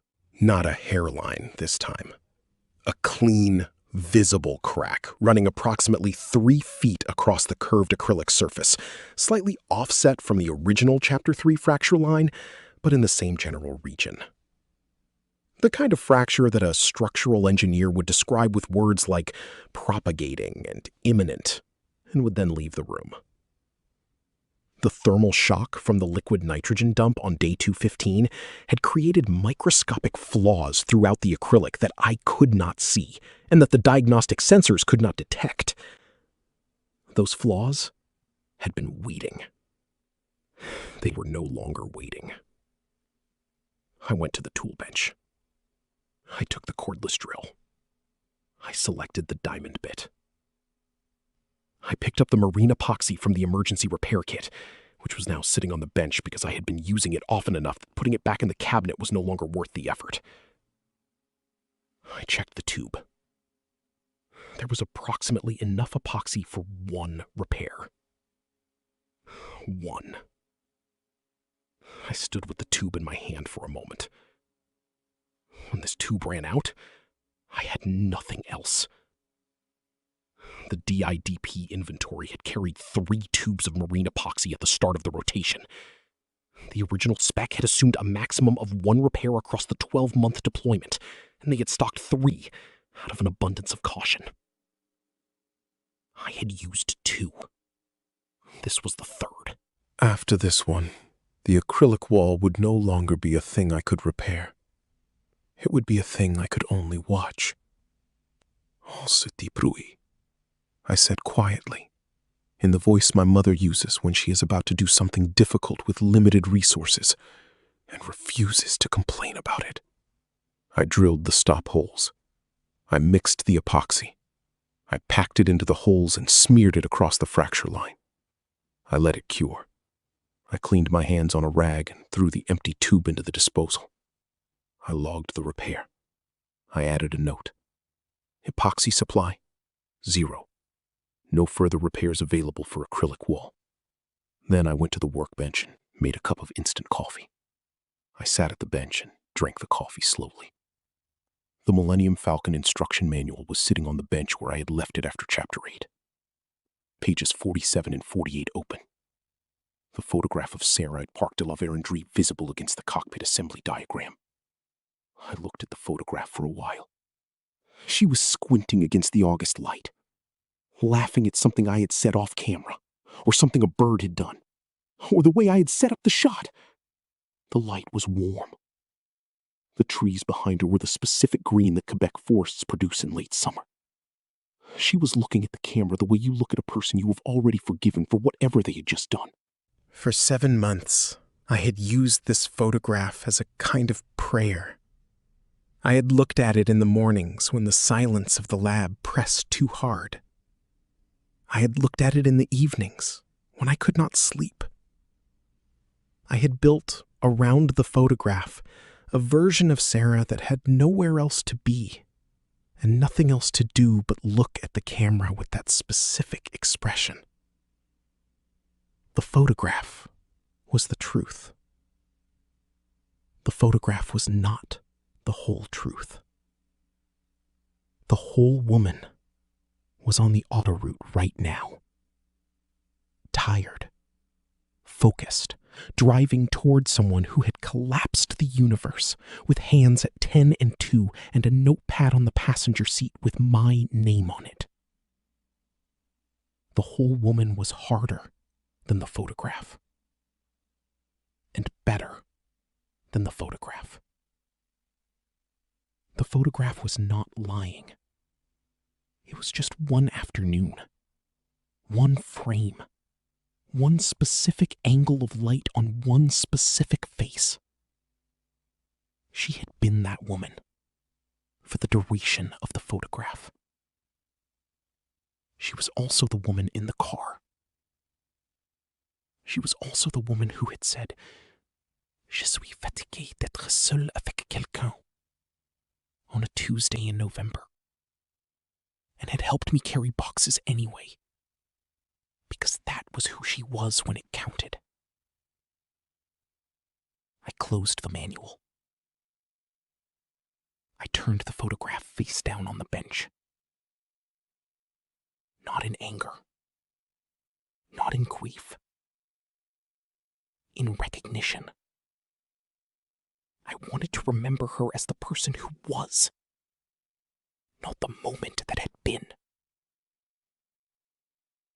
On se débrouille, I said again. The phrase fit better the second time. I returned to the console. The tether trace was still stationary. Same position. Same elevated but stable stress signature. She had not moved in nearly 6 hours. I watched the trace for what I thought was a minute. I checked the chronometer. It had been 17 minutes. This was not sustainable. I had been watching the green light pulse for so long that I could no longer tell the signal from my own projection. Every minor fluctuation in the trace was acquiring narrative meaning in my head. She is breathing harder. She She is bored. She is afraid. She is laughing. None of these readings were in the data. All of them were in me. Captain Janeway used to pace the ready room when the away team was overdue. She would walk the carpet in tight circles and try to look like she was thinking about something else, and fail at it visibly. Voyager had run for 7 seasons, and she had never once gotten better at the waiting. The waiting was the part of the job that nobody got better at. The waiting was the part you simply did. Badly. For the rest of your career. I set myself a rule. Once every 15 minutes. No more, no less. I would set a timer on the wrist display. I would look at the trace at the moment the timer expired. I would log what I saw, and I would not look again until the timer expired again. I set the timer. I turned away from the console. I faced the workbench. The timer counted down. 15 minutes. 14. 13. I walked the perimeter again. I touched the equipment. I did not look at the console. 12. 11. 10. I cleaned the coffee cup. I checked the CO2 scrubber housing manually. I added a note to the log about the wheezing. I did not look at the console. 9. 8. 7. The discipline was difficult. The discipline was the work. 6. 5. 4. 3. 2. 1. I turned around. I looked at the trace. The stress signature had spiked. Not the slow elevation from before. Not the calm then determination pattern from the autoroute exit. A sharp, sustained spike. The highest reading I had seen since the moment on the highway shoulder when she had said, "Si tu es là, dis-le," into the empty passenger seat. She had encountered something. I did not know what. I stood at the console with my hand on the workbench behind me and watched the spike hold. The trace did not return to baseline. The spike sustained. Whatever she had encountered, she was still in the middle of encountering it. The timer reset. 15 minutes. 14. I had the discipline. I had chosen to have it. I was going to use it. I turned away from the console. I faced the workbench. I waited. Log entry. Day 217. 2. 90 minutes of the 15-minute rule. 6 intervals. 6 checks. The stress signature elevated and stable on every one. Sarah had not gotten worse. She had not gotten better. She was in something, and she had not gotten out. I needed to occupy my hands. The tool bench was a disaster. I had not organized it since the Lego sensor built. Drill bits scattered across the surface. The spent epoxy tube where I had dropped it. Diagnostic cables coiled wrong. The Millennium Falcon instruction manual sitting near the edge. The photograph of Sarah still face down where I had set it the day before. I started clearing the bench. I moved the drill bits into the small organizer tray. I coiled the cables properly. I threw out the empty epoxy tube. I picked up the manual to move it to a clearer spot. The photograph slid out from between the pages and landed face up on the bench. I stopped. I had spent 6 minutes the day before deciding to put it face down. I had used the word recognition in the log entry. I had thought I was being adult about it. The photograph was face up now, and I was looking at her. And the August light in the photograph was the same as it had always been. And her laugh in the photograph was caught exactly the way it had always been caught. And none of the work I had done the day before had stuck. I sat down at the bench. I did not pick up the photograph. I did not turn it back over. I just sat at the bench and looked at it. The memory arrived without my asking it to. Rue Marquette, Plateau Mont Royal, the third-floor walk-up. My mother's apartment had a bay window that looked east toward Mont Royal. In winter, the lights from the cross at the top of the mountain would shine through the window in the evenings, and my mother would sit in the chair by the window and read a paperback novel under a reading lamp until the lights went off at 11, and then she would go to bed. It was the first Christmas Sarah came to dinner. I had been delaying for almost a year. Sarah had been polite about it. She had not pushed. Eventually, she had stopped asking.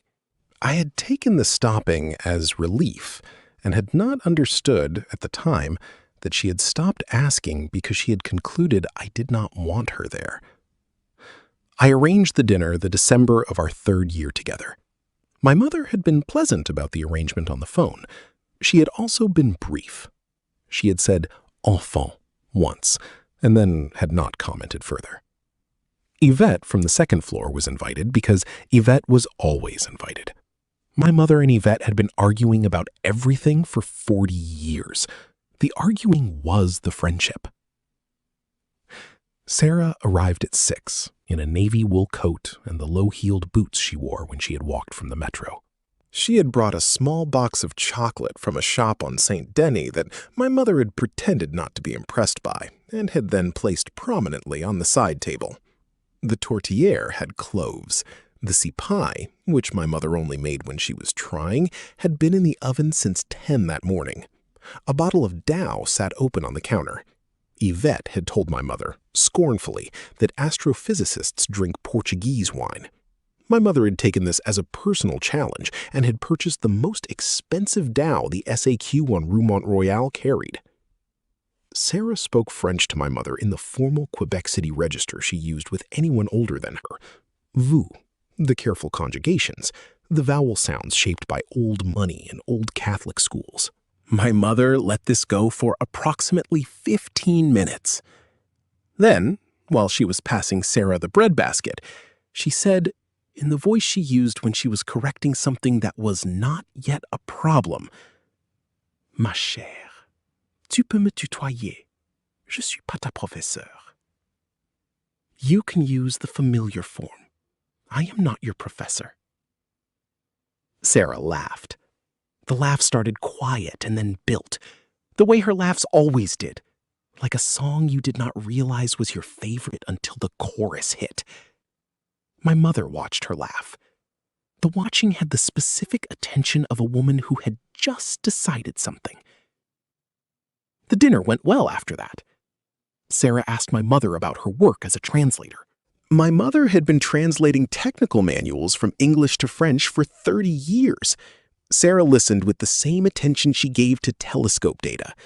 My mother responded by asking Sarah about her dissertation, which was on the hydrogen 21-centimeter emission line, and which my mother could not possibly have understood the technical content of, and which she nevertheless followed closely enough to ask a follow-up question about the calibration of the receiver instruments that surprised Sarah enough that I watched her recalibrate in real time. Yvette was her usual half-charming, half-impossible self. We ate too much. We drank most of the Dow. My mother served coffee and a tarte au sucre that Sarah had taken one bite of and pronounced with her quiet precision, the best she had ever had. The compliment was true. I could tell from her face. After dessert, while Sarah and Yvette were arguing about something in the living room, my mother took me aside in the small kitchen. The kitchen was barely big enough for 2 people. The smell of cloves was still in the air. The dishwasher was running. My mother held a tea towel in both hands. She said, Celle-là, tu fais attention. That one, be careful. I laughed. I said in the casual register I used with my mother, Maman, je sais, elle est bien. I know, she is good. My mother looked at me. The look had a quality I am only able to describe now, 3 decades or 3 months or several lifetimes later, depending on how you count. She said, "J'ai pas dit qu'elle était bien. J'ai dit que tu fais attention." I did not say she was good. I said, "Be careful." I nodded. I did not understand the distinction at the time. I assumed she meant be careful not to lose her, the way mothers traditionally mean these things. I assumed she was telling me Sarah was a person worth the work of keeping. I took the coffee tray back to the living room. I did not think about the conversation again. I sat at the bench. I looked at the photograph. My mother had not been telling me Sarah was fragile. She had not been telling me to treat her gently. She had been telling me that Sarah was a person whose presence in my life would require me to actually be present in return, that I was the kind of son who was not always going to manage it, that the absence would be more expensive than the presence. She had said, "Tu fais attention." I had heard, "Fais attention avec elle." The two sentences are similar enough in French that a casual listener would not hear the difference. The two sentences mean entirely different things. Fais attention avec elle. Be careful with her. Take care of a person who is fragile. Tu fais attention. You. Be careful. The instruction is to me. The thing I am being careful about is my own behavior. My mother had been telling me to pay attention to myself. I had heard her telling me to pay attention to Sarah. The Sarah who left Rue Marquette that night was the Sarah who 4 years later, on a Tuesday in November, said, "Je suis fatiguée d'être seule avec quelqu'un." The same woman. 3 years between the two sentences.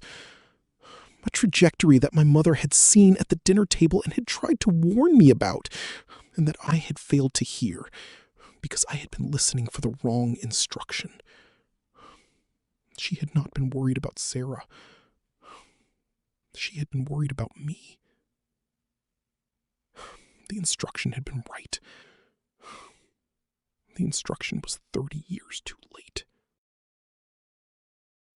I looked at the photograph for a while longer. I did not turn it face down. I did not feel the need to. The photograph was the woman in August at Parc de la Vérendrye. She had been the woman in the photograph for one afternoon, and she had been other women for a great many other afternoons, and all of them were her. And the photograph was no longer doing a job I needed it to do.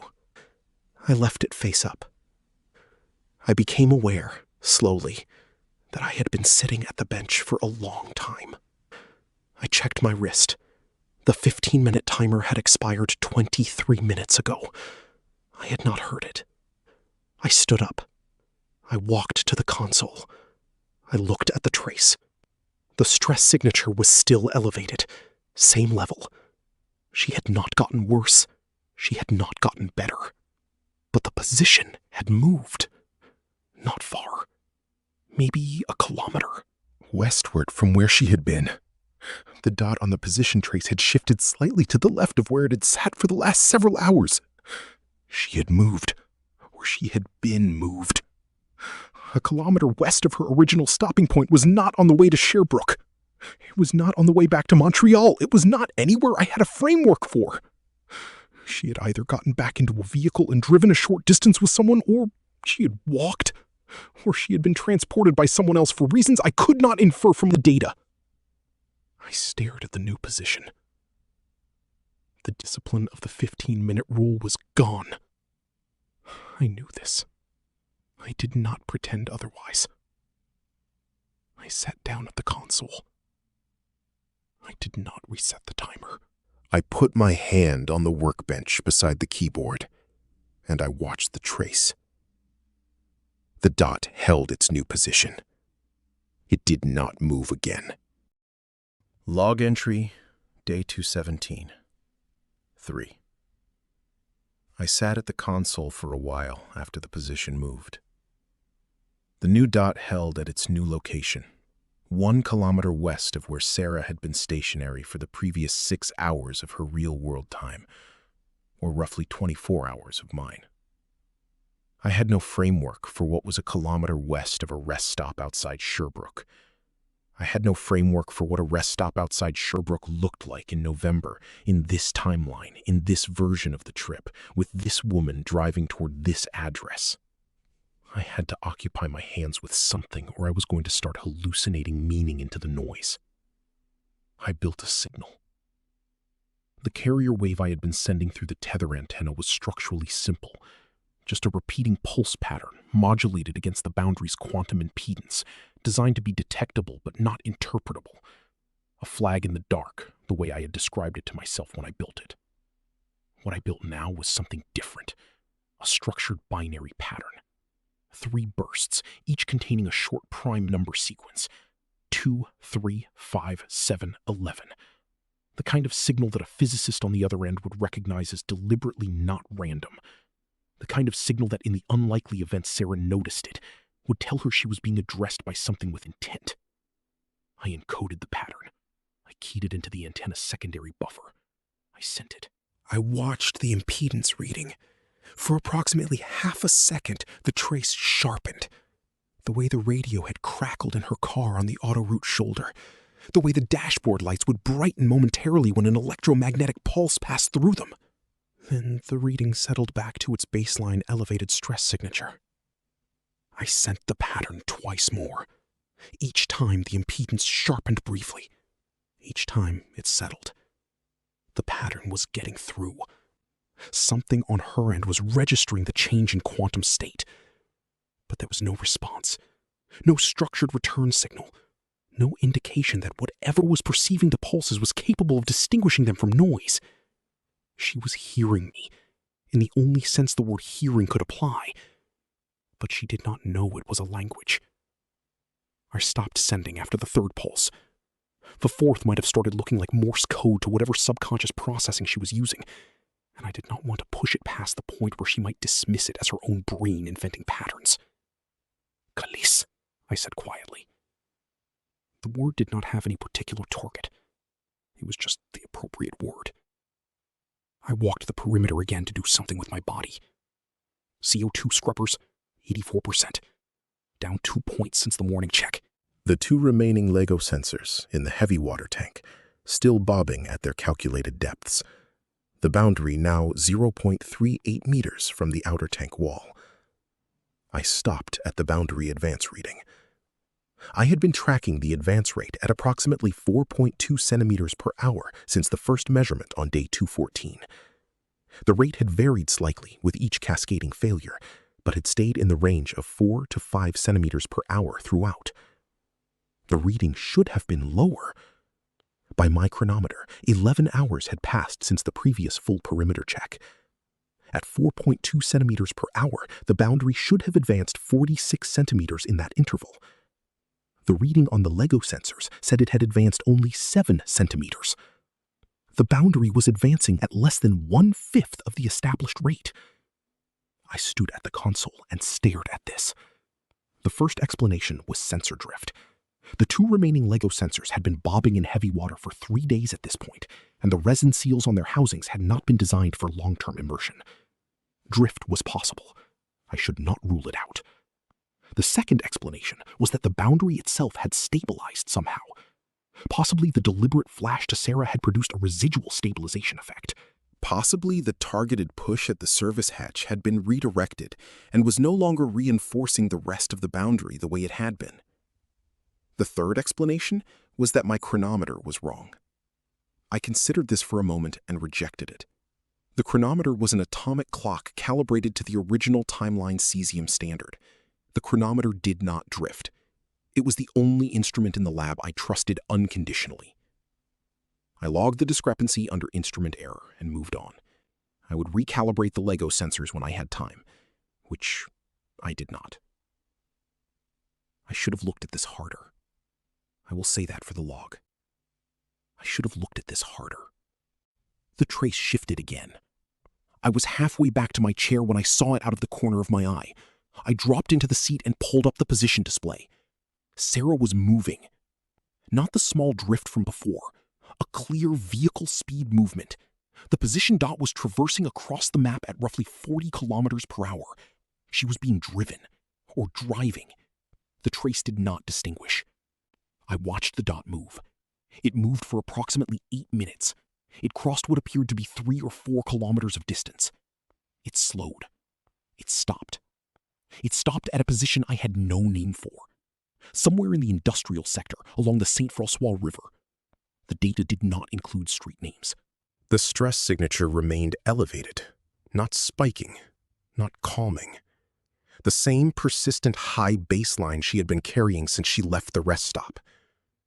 She had arrived somewhere. I made a note of the position. I drew a rough sketch of where it sat on the displayed map. I noted the time on my chronometer. The chronometer that, I reminded myself with some annoyance, I did not trust the boundary sensors against, but did trust the time-stamping function of. This was not a sustainable epistemic position. I noticed myself doing it and did not correct it. The acrylic wall groaned.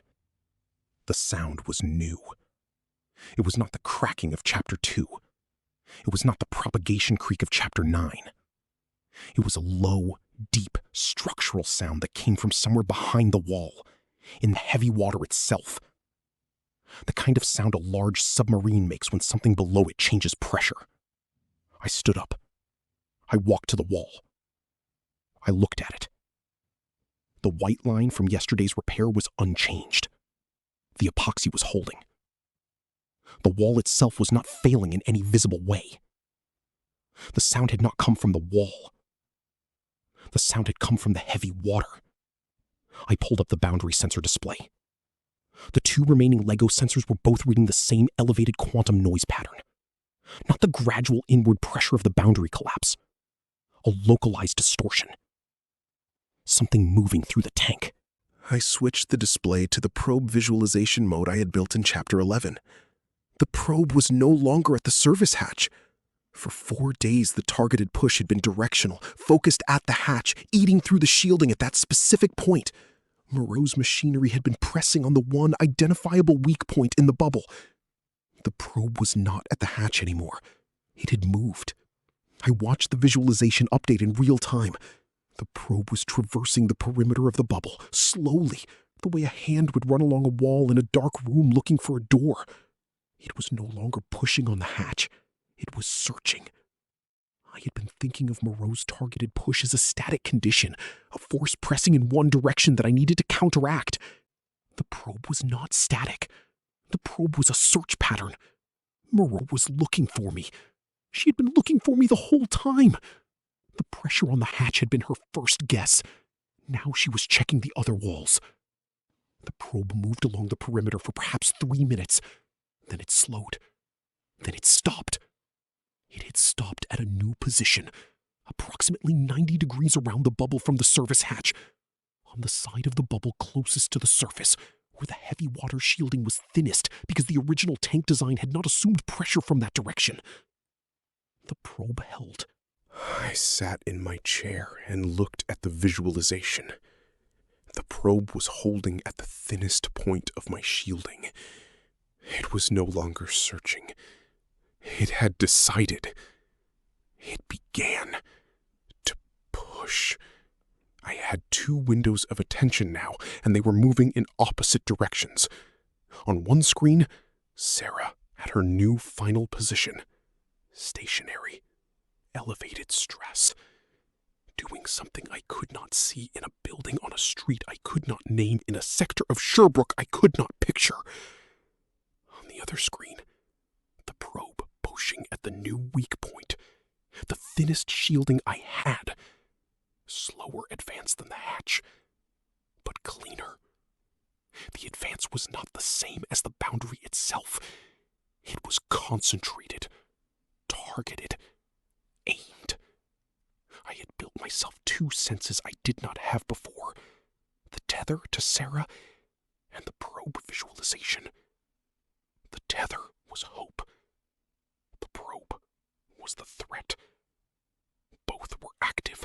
Both were moving. Neither was waiting for me to make sense of them. I sat in the chair.